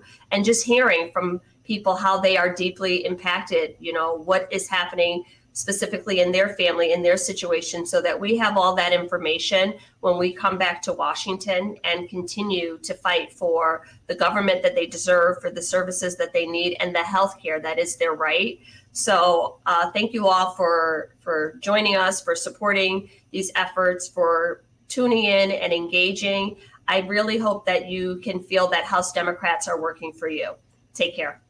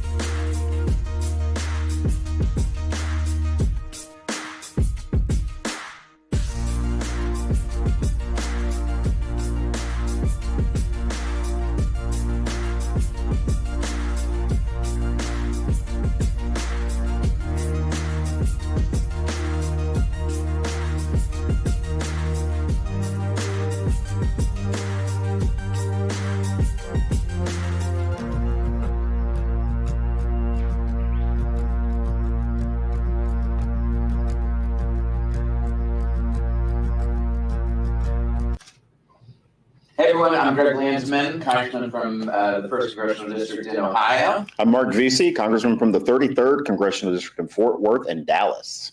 I'm Nikki Budzinski. I represent the 13th District in Illinois in Springfield. So we're live streaming as part of our New Dems podcast, The Fly-In, simultaneously as the leaders and others are live streaming too. We want to use this opportunity to explain to folks what's happening with the shutdown, what to expect, why this is happening, and how we get out of this mess. Yeah. And so I want to start with you, Mark, because we didn't get to do the fly-in on Monday. No. I guess you were flying late. No, I had another event that I was doing, and so I didn't get a chance to participate. But I'm glad that I'm here today because this topic is hugely important. So you've been here longer. Nikki and I came in in 2023, so we're newbies. Yeah. And I can just tell you from my experience as the first time shutdown, I'm incredibly frustrated. I'm angry. This was totally unavoidable. The President of the United States is supposed to be the person who leads, who brings people together, who solves problems. This is an infinitely solvable problem. Most people want a budget that includes assurances that, in fact, the administration is going to spend the money on behalf of but it's been appropriated based on what Congress has said, and that we are going to protect people's health care, and he doesn't care. He doesn't care at all. He told members to go fuck themselves, and he is now, God only knows what he's doing today, but outside of making memes, he's not really doing anything on this. Nothing. We desperately need somebody to get this deal done. Yeah, we need for people to get something done. And I will tell you, because I've been through the shutdowns before. I remember my freshman year, we had a shutdown that actually lasted a pretty lengthy period. And the 30-plus day one. Yes, that was a 30-plus day one. The longest one that we had. We were here, really every day. And sometimes we would fly home on Saturday and come back on Monday. Wow. Or fly home Sunday and come back Monday. Oh, really? When you came back, that you were coming back for the, because there might be a deal, because you might have to vote. No, it never. That was not the expectation. I think that it was just like everybody needs to be back when they gavel in, and so it basically came down to that. I do think it's like an important point for this shutdown to note that we're here in Washington. They are not. House Republicans are not. I mean, we stand ready to get to work to get this deal done. So a huge mistake for the speaker. He knew we were coming back. There were 2 days where we could have negotiated and ironed this out.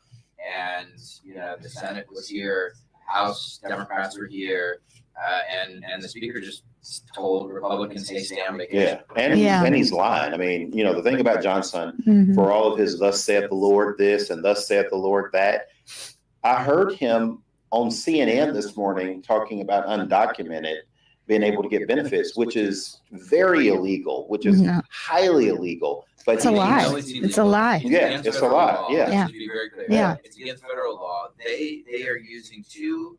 This is in some ways how like one, they've gone around the bend. Two, they've lost the argument, and so they've got to lie. Yeah. That we're fighting for something to do with giving illegal immigrants services or health care, whatever it is. But it's a lie. It's literally against the law. He knows that. And then something about trans folks, because that's their go-to. Right. That's their go-to when they've lost the argument. But the problem is what we're asking for is healthcare. It's one word. Healthcare. And it's something that the American people overwhelmingly support. They, something like 22 million Americans get support to pay healthcare, their healthcare bills, or their health coverage through the Affordable Care Act investments, these subsidies, and they're going to lose them on January 1 unless we don't act now. And so we're saying, like, look, this isn't that hard. Just extend the ACA tax credits. Well, if I can say too, Greg, Yeah. I mean, just about my district alone, it's 17,000 people that are going to lose access to the ACA because those tax credits are what really made it affordable. I mean, premiums are already going up, whether you're taking advantage of the tax credits or not. I think if people pay attention to their bottom lines, they're going to see premiums are going up. 17,000 people in my district alone. I'm sure you guys know the 30,000 numbers. in mine. 30,000 in yours. That's I right mean, on my number. Yeah. that is huge. Yeah, I mean, and what's happening in this country is healthcare is becoming less and less affordable and less accessible. Yeah. And I'd also just add on top of that, I have a very rural district. I mean, I know you guys both probably represent parts of rural communities, but what's going to happen with this manufactured healthcare crisis, if I could just say, by the Republicans, they're doing it. is the pain points are going to be felt everywhere. But I really want to kind of emphasize for rural communities what it's going to mean. I mean, rural hospitals rely on Medicaid to keep our doors open. Yeah. I know in my district, I spent a lot of time talking to my community health centers, to the hospitals. They rely on about 30% of their budget just in Medicaid dollars to keep those doors open. So what it's going to mean is less and less options for folks in rural communities that already have challenges. We don't have a lot of those healthcare specialists that you might have in Cincinnati or in Dallas or Fort Worth. You know, those kind of specialists, we're already challenged with attracting them into our rural communities and getting them to stay. But then when you talk about doors closing, I mean, the crisis is only going to get worse. Because when a hospital shutters its doors, they close. Yeah. Everybody that works there obviously loses their jobs. Everyone that supports that hospital, I mean, suppliers, but also doctors, right? They go somewhere else. Yeah. And that community goes from having some health care to having to drive 30, 45 minutes, 2 hours, 3 hours. Yeah. And it's just not sustainable. And it's for the richest country in the world, it's absurd. Yeah. And when people realize that all of this was to pay for tax cuts for the super wealthy, it pisses them off. Like it just makes them so mad because the billionaire class, like the super, super wealthy folks in this country, it's the golden age for them. That's Trump's golden age. Like that's what he means. It's for him and his, billionaire donors. Yeah. But for everyone else, it's getting hard. grim. Yeah, grim. I think that's really true. I also want to just mention something I've heard in talking about rural healthcare in particular. Some of our Republican colleagues like to talk about in the big ugly bill that there was $50 billion put in there for rural healthcare to kind of shore them up. That is like such a drop in the bucket. It sounds like a big number. It's like not. 50 billion, but you're like, wait a minute, you're talking about a multi-trillion-dollar investment in these rural hospitals, like $50 billion. It's nothing. Doesn't do anything other than provide a talking point. Provide you a talking point. Interrupt you, but yeah, it's a talking point. It's incredibly frustrating. And I think like talking about affordability, I mean, for us as Democrats, we're drawing the line in the sand on healthcare, but I think it's worth noting that the other things that the Republicans have attacked, SNAP, for example, $187 billion food assistance. We have more hungry people now in this country because of the Republican agenda and this administration. And not only that, but you look at I used to work at OMB. You look at what they're doing where Russ Vought is freezing a lot of funds. I know my communities have come to rely on some grants. We did the ribbon cutting. We did the actual announcement, and they're not cutting these checks. And so I think some of this is also like an erosion of trust that we're seeing in Washington. But affordability is number one. How are people affording groceries when tariffs are being applied on everything? We saw the recent news about pharmaceuticals. It's going to only lead to increased prices for pharmaceuticals, for prescription drugs, energy prices. I was trying to think the other day, is there a part of my budget, family budget, that has not been, that hasn't gotten worse, right? So the utility bills across the board are going up. Right. Because they cut all these tax credits, clean energy projects. Yeah. The AI data centers are taking up all this electricity. They're doing nothing to fix it. They've made it worse, obviously. So utility costs are going up. Yeah. And that's true for our family. Yeah. Healthcare costs are going up. Yep. Groceries are going up. Almost anything you buy is going up. Housing and property taxes have gone up. is there like, I mean, I don't know if this is even a useful exercise. Is there part of like the like normal family budget that has not been worsened over the last 9 months? Literally everything has gone up. These Trump tariff taxes, along with these healthcare, cuts that he is talking about, is really just going to hurt everyone's bottom line. And then if you put on top of that, you just mentioned Rasvat, who is, my understanding, one of the architects of Project. No, he is.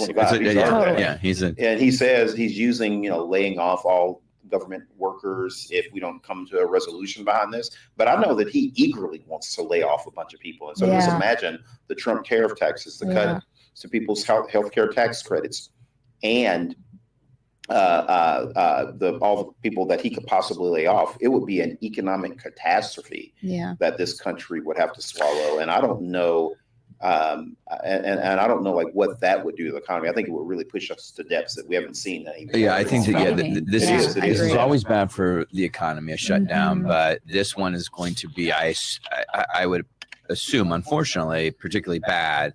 And I'm curious, Nikki, because you worked for the previous administrations, and you worked at the Office of Management and Budget. Right. So far, they have fired or forced out of their jobs 275,000 public employees. Yeah. Now, the other way to say that is they have killed the jobs of 275,000 Americans. The livelihoods. Yeah, they've killed their jobs. They're the first president ever to actively create unemployment. Right. Now they're saying we're going to go further. Yeah. I mean, what is your sense as to what that could look like? I mean, how bad could it be? They've already done 250,000 people. They've already fired 250,000 Americans. Like, how much worse can it be? Yeah, well, I totally agree with you. I mean, I think the cruelty that they're showing toward the federal workforce and the jobs and the livelihoods that are being impacted is cannot be overstated, the negative impact that that's going to be. But I also look at it from the lens of my constituents. I mean, the things that we do in our offices at back home is we help people get their Social Security benefits. When a veteran has a question about their VA benefits, or we have a constituent that calls about the IRS, my office is then helping to liaise between that constituent and the federal government. And when you shrink the federal government and you cut the federal government, and these aren't just cuts, I think these are like deep, like wounds to the bone, it's going to be a lack of services. And so when Russ Vought tries to brag, I mean, it's so heartless the way he's bragging about cutting these jobs. Constituents back home need to realize, for me, for example, I represent 17,000 federal workers within my district. I mean, I think a lot of people think of the federal workforce as just something within the District of Columbia, like bubble. No, it's 85%, really 85% of all federal workers are outside. I've got 15 too. So on top of like, we have thousands in DFW, thousands. And that's horrible. I mean, so they're going to be impacted. He's threatening to fire more people. Definitely. I mean, do you think it's tens of thousands more, hundreds of thousands more? Like, do you have any sense as to like how far it could go? I mean, I think we should take what this administration says very seriously. I think he was intending to make that announcement prior to the shutdown as one way to kind of threaten, I think, Democrats. But let's be honest, Greg, like they've already been doing this. They've already been laying off, doing deep cuts into different agencies. And what's also really hard is that we have a United States Supreme Court that when these challenges get challenged through litigation, the Supreme Court is saying that this administration can do it. Yeah. So, we're really forced into, fighting back. And that's a big part of why we're here. Yeah, Nikki, before you go, I wanted to ask you,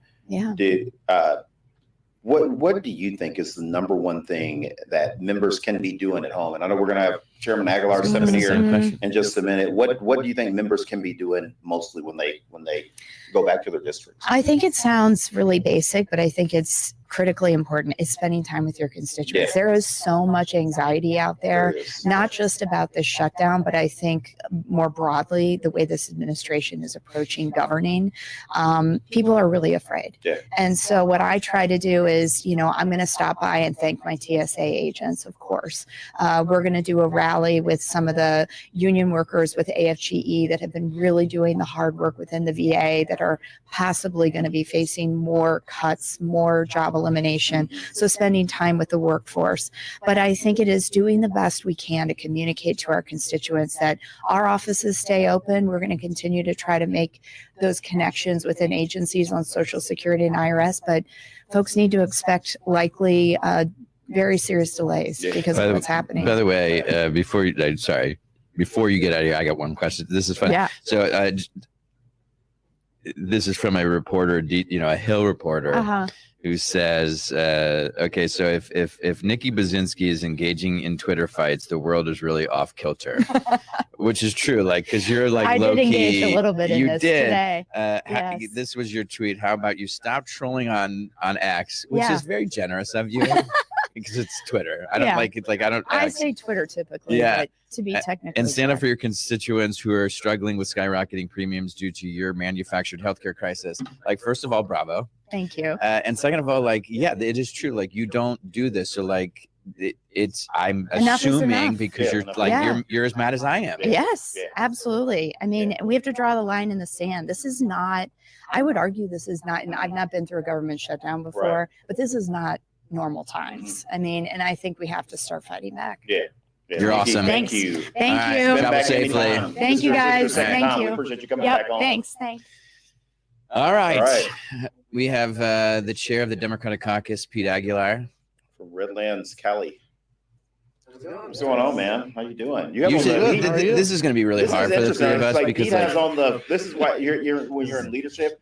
He actually has on the full attire. He has the attire on today. Yeah. Where Greg and you're so serious because and I don't like we did when the three of us are together. Typically, it's just jokes. Yeah. Like I try to win at being the funniest. I lose to Pete usually.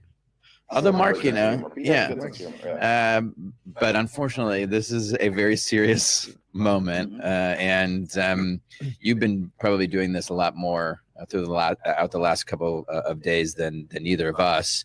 What's your message been? I mean, like, what do you think is the most important thing for people to know right now? Yeah, I'm a big fan of Nikki Baczynski. I think she, kind of nailed it, right? We got to be.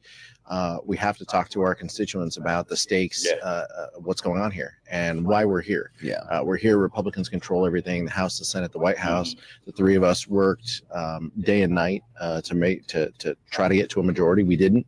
This is where we are. Republicans won. We acknowledge that, but they've created this. They've created this healthcare crisis, and they've assaulted healthcare.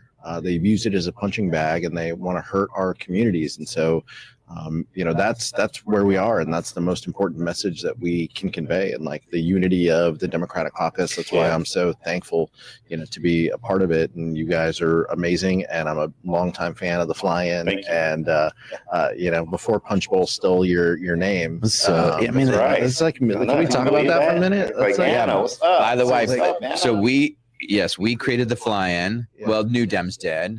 And then Punch Bowl was like, great idea. Yeah. We'll just steal it. Yeah. Yeah. And we have not been invited on yet. We have not. Yeah. I mean, I feel that there's something there. I feel that like there's, some royalties that can be shared or something. Yeah. So let me ask you,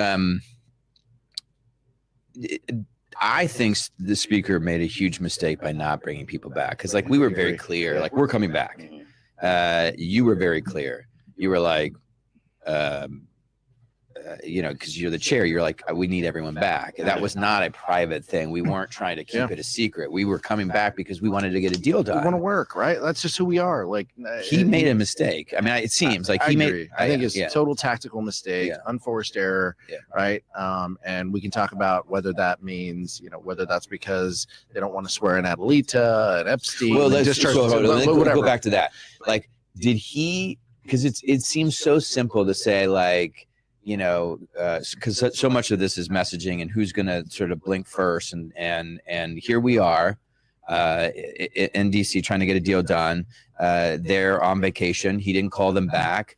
Is it because he doesn't care? Did he screw up? Or is it more sinister that he knows that if he brought everyone back, he would have to swear in a new member of Congress who would sign the discharge petition requiring a vote on the Epstein files? Yeah. I mean, I think that's definitely at play, right? Yeah, like doubt. folks, folks in his orbit, on the other side of the aisle, they're very aware that we're one signature away. They know it's coming. I think that it's definitely in play here. It's not a conspiracy theory. It's real. However, I do think he just wanted to jam the Senate, right? He just wanted, House Republicans always think that they're, too smart by half, and they're really not. And so we're just going to send this over, and we're just going to, make them eat it. And Chuck Schumer's going to cave, and we're holding, firm. Meanwhile, to the American public, it looks like, oh wait, the government's shut down and you guys are on vacation, and like what's going on here? And so I do think that it is an unforced error, but there are Epstein dynamics here. We can't deny that. I mean, it's very real. She'll be number 218 to sign that. It'll force a vote or force them to go through different strategies on if they want to try to avoid a vote. But it's a problem for them. Yeah, in the Senate. Okay, go ahead. No, I was going to ask you. Not switching gears, but switching gears a little bit. The press conference yesterday on the steps, I thought it was powerful. Yeah. Can you tell us something about some of those families? I'm sure that you and Hakeem and Catherine probably had a chance to talk with some of them and got to know them better than we did.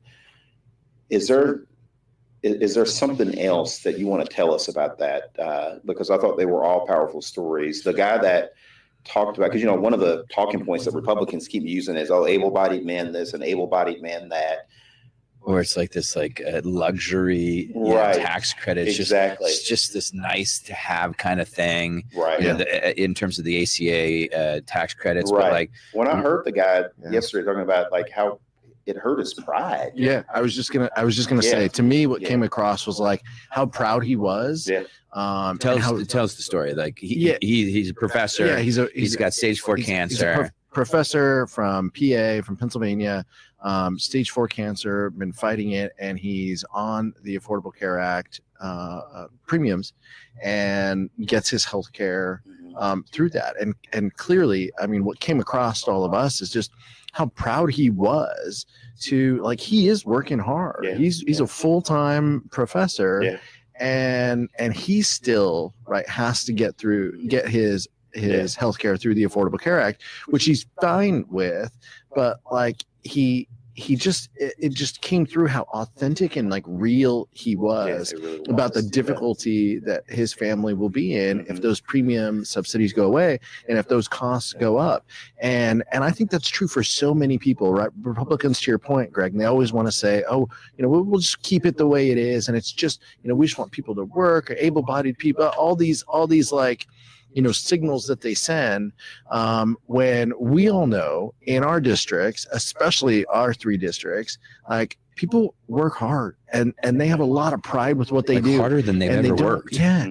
And they don't want a government handout. No. And they work incredibly hard for their family not to have that happen. It's that line in the West Wing where it's like they want it to be a little easier. Yeah. Just like they're working really hard, just help make it a little easier. And that's what the subsidies do. They make it a little easier to pay your health care. Yeah, and Pete, they want us to speak a little bit louder. So if you could elevate it up some, that'd be awesome. All right. I only have like 3 cups of coffee. This is where we're being authentic. So if they say we're going to speak louder, we're just going to like. All right, so it's like we're at the bar. Yeah. I was just gonna say, okay. Yeah. All right. Like your bar scene in West Wing or something. That was a bar scene. Look at you. Yeah. It's just I want it to be a little bit easier. And essentially what happens is you could also tell that he's terrified. He's terrified that in a couple of months he is going to lose his healthcare subsidy. Yeah. And then he's not going to be able to pay for everything without going into enormous medical debt. So his life, is on the line because he's, going through treatment. And who knows what's going to happen? Obviously, like we all want him to, get through this.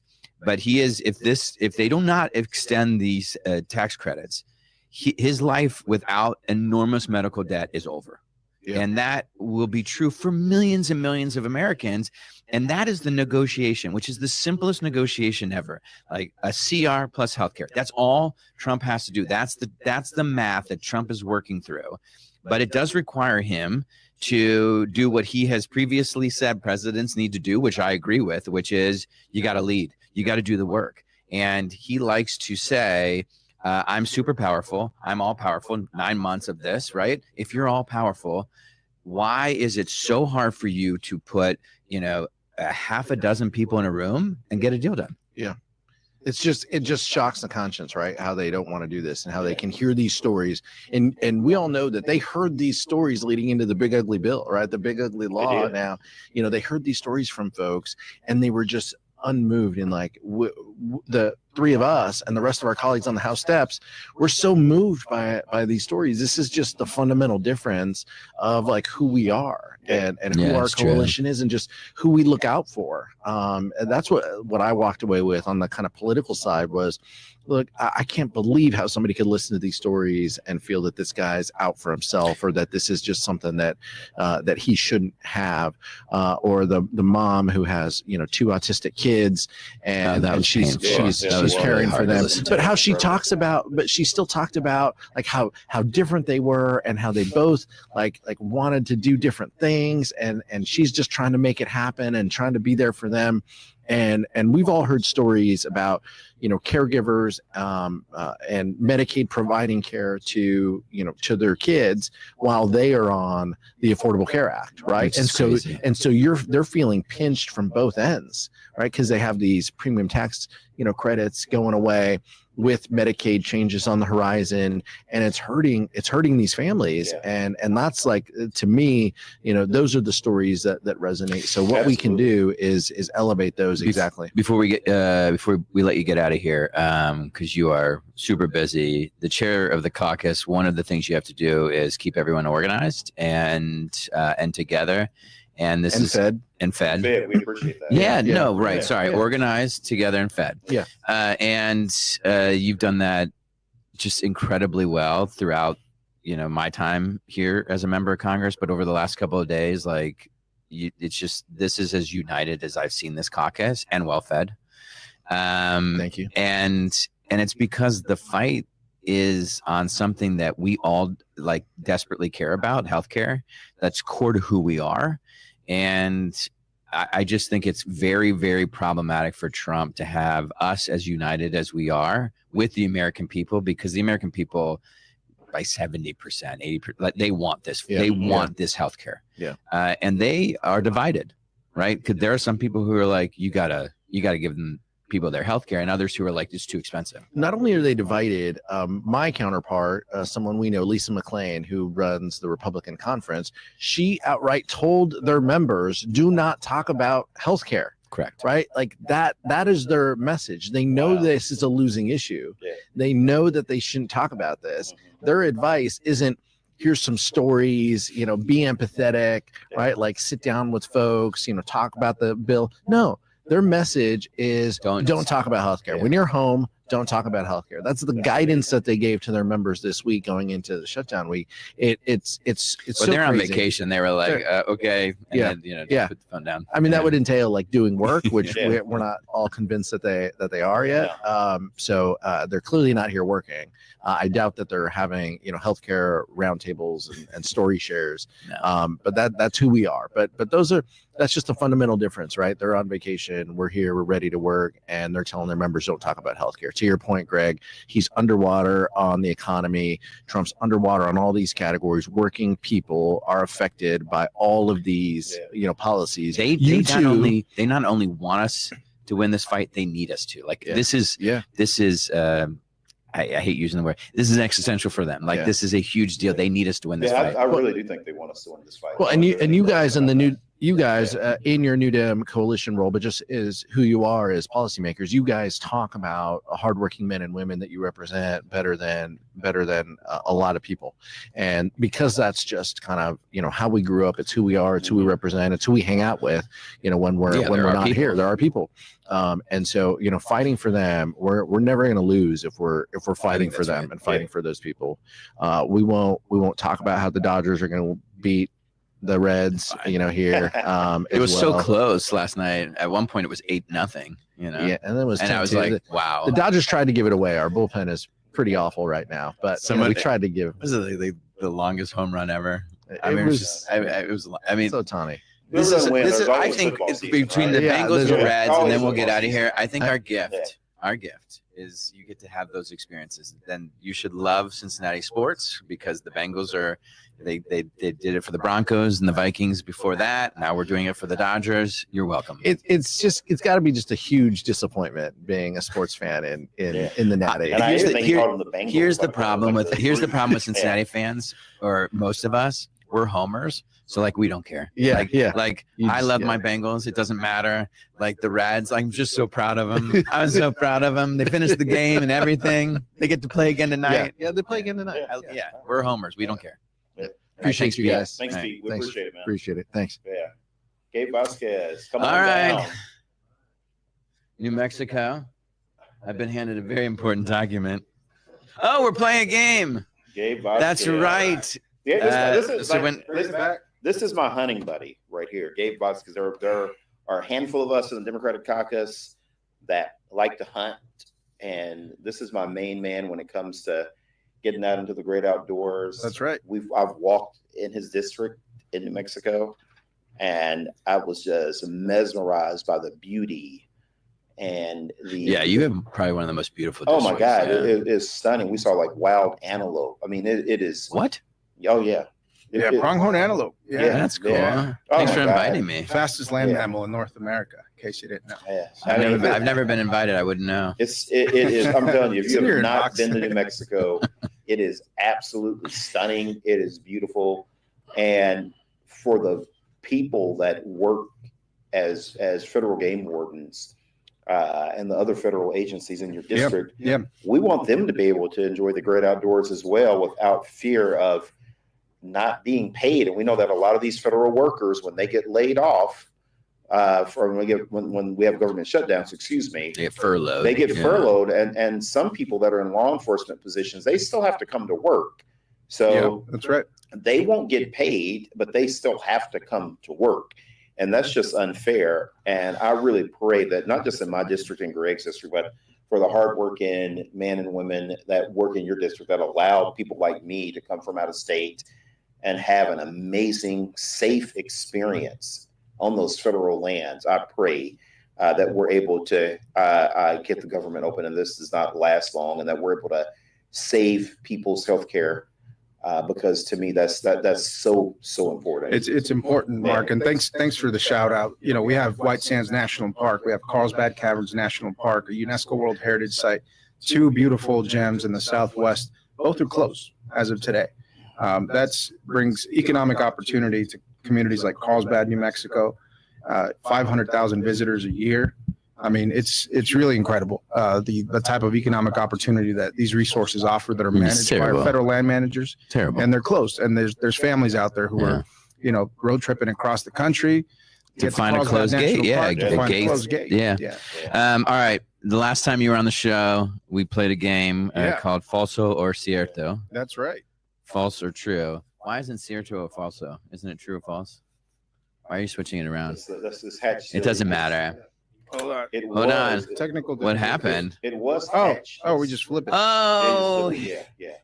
Thank you for that. He was gonna, I'm not an engineer. I'm a politician. But I'm the same way. I'm like, there were two.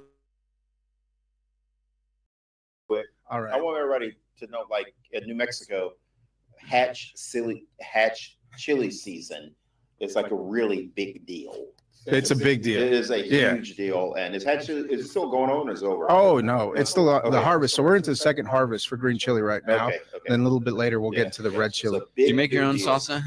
I make my own everything. Chile relleno, salsa. Oh, really? Sometimes you just bite into a chili. It's better than a Red Bull. So it's better than a Red Bull. It is. All right, number one. This is for you. All right. This is your game. So this is truth. This is truth or false. Yes. Cierto, green, true. Yeah. Falso. Congressional false. Republicans showed up to work yesterday. That's the red chili right there. Yeah. That's the red chili. They did not. They did not. All of our colleagues were here, and I'm very proud that this caucus is sticking together to work for the American people and to protect people's health care. Yeah. And that means showing up. Speaker Johnson canceled votes last week. That means to me that Republicans had really no intention of coming to the negotiating table with us. I do think I saw maybe one Republican at the movies or something yesterday. So Really? Yeah, they may be here, but they're not working. I don't know. Did you really go to the movies? No, I didn't. Oh. Let me ask you the second one real quick. Is there a movie theater? Sounds like fun. True or false? Congressional Republicans voted to protect rural health care. Big false. Oh yeah. Red chili. Yeah. Okay, but they're gonna say, Gabe, that they put money in there for rural hospitals. Well, let me tell you this. I went to several of my rural hospitals and clinics, and this $50 million or whatever it is that they offered up, $50 billion that they offered up as compensation for the closing of rural hospitals due to the Medicaid cuts is a competitive grant process that has more red tape and bureaucracy. Are you serious? Yeah. So this is what my clinic administrators are telling me. They're saying, you know what, we're not getting any of this it's money. Also it's also basic math. Like, I'm not the smartest guy in the world, as you both know, but I'm, I got the basics. They took, $1 trillion plus out of the system. And then they're like, but we have this $50 billion grant program. Yeah. To competitive grant program. Yeah. So what did they think was going to happen? Right. Well, I mean, imagine that these hospitals are going to close. Imagine you get 4 flat tires, right? You can't drive your car anymore. And somebody comes to you and they say, here's 1 tire. But you make the best of what you can with that, but you're going to have to compete for that tire. You're going to have to compete for it. Yeah. It's a shame. A lot of paperwork. But isn't that the Trump way? They want to Project 2025 you and squeeze you until there's literally nothing left. And then they privatize it, and then one of their billionaire buddies gets a contract. That is literally the direction we're going. Right. All right. Number 3, the president spoke to the country's generals at Pete Hegseth's military rally yesterday, where he said the Pentagon should use U.S. cities as training grounds. I can't believe I'm putting the green up right now, but it's true. Cierto. Yeah. Cierto. There we go. It's chilling. One, you have these incredible generals who have spent their entire lives doing public service and defending this country and working their tails off. And they, these are some of the smartest people in the world. Generals are, very, very, very serious people. You could argue there's no one more serious than a U.S. general. And they've been summoned from East Asia and the Middle East and Europe and all over to come here and to have the president of the United States say, we don't really care what you think about training.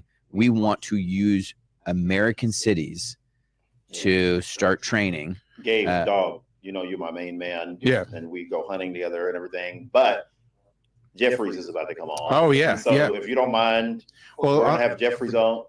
Oh, we got time. Oh, we're gonna you're on set. We're the band is. I just didn't want to cut you off, but Well, you know what? Let me just say something about that. Is that dog and everything? But Jeffries got to get on. Jeffries got to get on. He's got an important job to do. But I'll just say, our military men and women, they take an oath to the Constitution, not to the president. Yeah, that's right. That's right. Yeah. Can we do one more? Okay. Yeah, we do one more. One more. All right. One more. Pam Bondi released phase 2 of the Epstein files. Big red. Yeah. We all know that. By the way, what's phase 2? Yeah. It's like the one that comes after phase 1, obviously, Greg. I mean, one of the reasons why we think Republicans didn't show up this week was because they don't want to swear in this new member of Congress who's going to sign the discharge petition, the 218 signature. And, the Epstein stuff is relevant in part because it's these, super wealthy people behaving so badly and getting away with it, which is what you're seeing constantly. Okay. Hey, yes, let's get back to that. Gabe, you stick around. We have our leader on, Hakeem Jeffries, that is joining the fly-in. So, Hakeem, our esteemed leader, thank you very much for joining us, man. Great to be with the three of you. I was actually enjoying the show. Very, I love that. Very informative. And entertaining at the same time. So, Mark and Greg and Gabe, thank you for your leadership. Thank you for, your presence. Democrats are on Capitol Hill, reporting for duty, executing our duties. And of course, Republicans are on vacation throughout the country and throughout the rest of the world. And they've shut the government down. And they've shut the government down because they don't want to provide health care to working class Americans.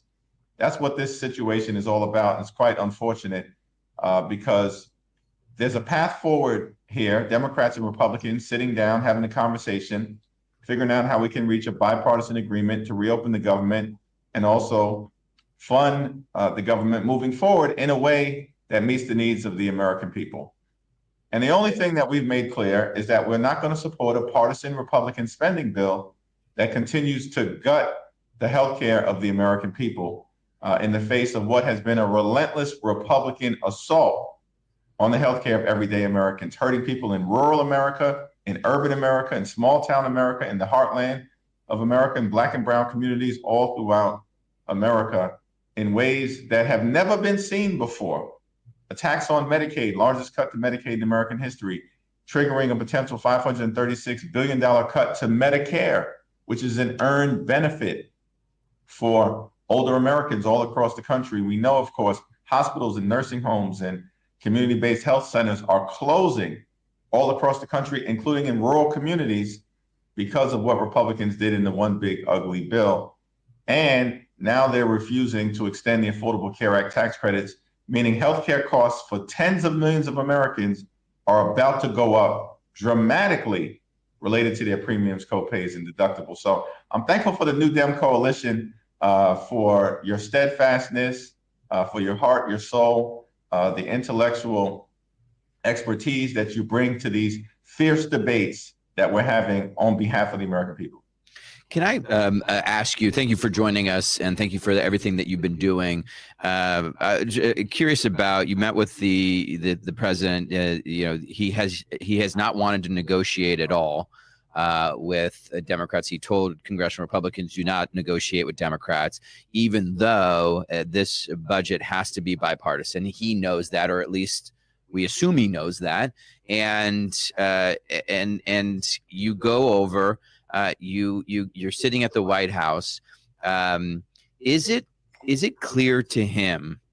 We all grew up watching the president of the United States dig in moments like this and understand that they're the ones that have to lead and they have to negotiate a deal that they have to work. Is it clear? And it's not a leading question because you were with him for an hour and a half. Like, what was your take? Does he understand that this is on him? 1, 2, that 22 million Americans are going to lose their healthcare support, January 1, and millions more are going to lose it when these Medicaid cuts. Does he understand what's happening? Yeah, that's not entirely clear. He certainly doesn't understand that as a result of actions that have been taken by Republicans in the House and the Senate, and then signed into law by Donald Trump related to the one big ugly bill, that millions of Americans are losing their health care coverage because of the largest cut to Medicaid in American history. He knows why they did it. Yeah. Did it to reward their billionaire donors with massive tax breaks, and they're continuing to run the largest pay-to-play scheme in American history. He knows why they've taken some actions, but it's not clear that he fully understands, or at least didn't acknowledge, the consequences of the action. So we laid out quite clearly for him in that meeting that there's a Republican healthcare crisis that is devastating people all across America, and we've got to address it. And that's the point that Democrats have been making, particularly as we are on the eve of the Affordable Care Act tax credits expiring in an environment where the cost of living in this country is already too high. Yeah. Donald Trump and Republicans promised to lower costs on day one. Costs aren't going down, they're going up. Life is too expensive, and it's about to get much worse because of the actions being taken by the Republicans. Leader Jeffries, let me ask you something. I asked Chairman Aguilar about this a little bit earlier. The press conference that we had yesterday on the steps, I thought was very powerful. You had an opportunity to spend time with the parents of 2 autistic children, the single mother with 2 autistic children, the college professor that had stage 4 cancer that was worried about his premiums going up. What do you think people like Russ Vought, who seems to almost be gleeful about the prospect of laying off thousands and thousands of federal employees, Trump that just doesn't seem to have any sort of empathy when it comes to people's healthcare costs, what would you tell people like Trump and Vought about some of these individuals that you met and that you spent time with? And I'm sure that your office even comes across more people like that, what are they missing? What would you tell them about Americans like the ones that stood beside you yesterday on the steps of the Capitol? It's very powerful in the fact that, we had a person from the Commonwealth of Pennsylvania who brought his daughter so that she could stand behind him and give him strength as he's navigating stage 4 cancer, battling for his life, but also, battling for the well-being of his family, who he might leave behind if he's unable to get the health care that he needs, being provided by the Affordable Care Act tax credits. And it all just highlights that these debates aren't about cold facts and figures. They're about human beings, real life individuals, families, children, women, a dad with stage 4 cancer, a small business owner trying to raise autistic children, a nurse from Ohio who's concerned that her patients will no longer be able to get the health care that they need because of the dramatically increased premiums, copays, and deductibles. So as Democrats, we're fighting for these everyday Americans to improve their quality of life. It's not sloganeering. That's what we hear from the Republicans on the other side, making up lies about the things that Democrats are fighting for. No. We're fighting to make life better for the people that we represent and everyday Americans all across the country who are being run over by these cruel Republican policies, because often cruelty is the point. That's what we're seeing from the Trump administration. Cruelty is the point, and we're pushing back to make clear that America always takes care of its citizens. And that's what we Democrats plan to do. The Senate yesterday voted on two called budget bills, one that included the restoration of healthcare for tens of millions of Americans, and one that didn't. Neither one passed, but the fact that there is a second bill, there is a bill that would reopen the government and provide healthcare, restore healthcare, and extend these tax credits so people don't lose their healthcare. Why is that second bill what would it take? And I guess this is the leading question, because it requires Trump to actually do work. He would have to sit down with these congressional leaders on the Senate side, you, the Speaker, and just say, look, we've got these two bills. Let's get a deal done. That's it, right? That's it. And we've actually made clear we're ready to sit down anytime, any place with anyone in order to reopen the government, make sure that we enact a spending agreement that improves the quality of life of the American people, and that we address the Republican healthcare crisis. Unfortunately, Donald Trump doesn't seem interested. In fact, as you pointed out, has directed congressional Republican leaders, don't even talk to Democrats. We don't even want to have a conversation. Which is insane. Yeah. It's insane. And that's why we find ourselves with the government shutdown right now, and we're imploring them.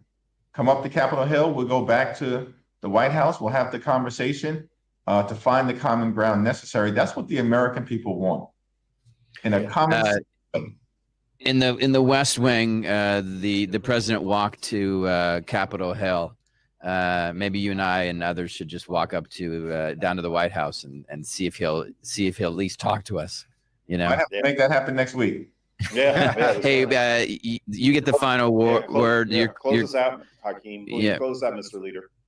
Well, thank you all. House Democrats are united, and we're standing shoulder to shoulder with Senate Democrats, and of course, significant leadership from the New Dem coalition to stand up for the American people. We need to reopen this government, but we need to reopen this government, of course, in a bipartisan way, and that requires authentic, good faith partnership with the other side of the aisle. And they've been unwilling to even have a conversation. But I'm here in Washington, D.C. We'll continue to be here, and will make myself available at any time and any place to meet with anyone on the other side of the aisle to get this done. But we are not going to abandon our post in connection with the position that we have to address this Republican healthcare crisis, that we will not support any efforts to continue to gut the healthcare of the American people, and that it's important to make sure that children and families and men and women all across the beauty of the United States of America in every possible place have the ability to raise their family in a comfortable way and not simply struggling to live paycheck to paycheck. All right. Thank you, Mr. Speaker. Thank you. Soon. Thank you, Mr. Leader. Thank you all. See you soon. Thanks, Hakeem.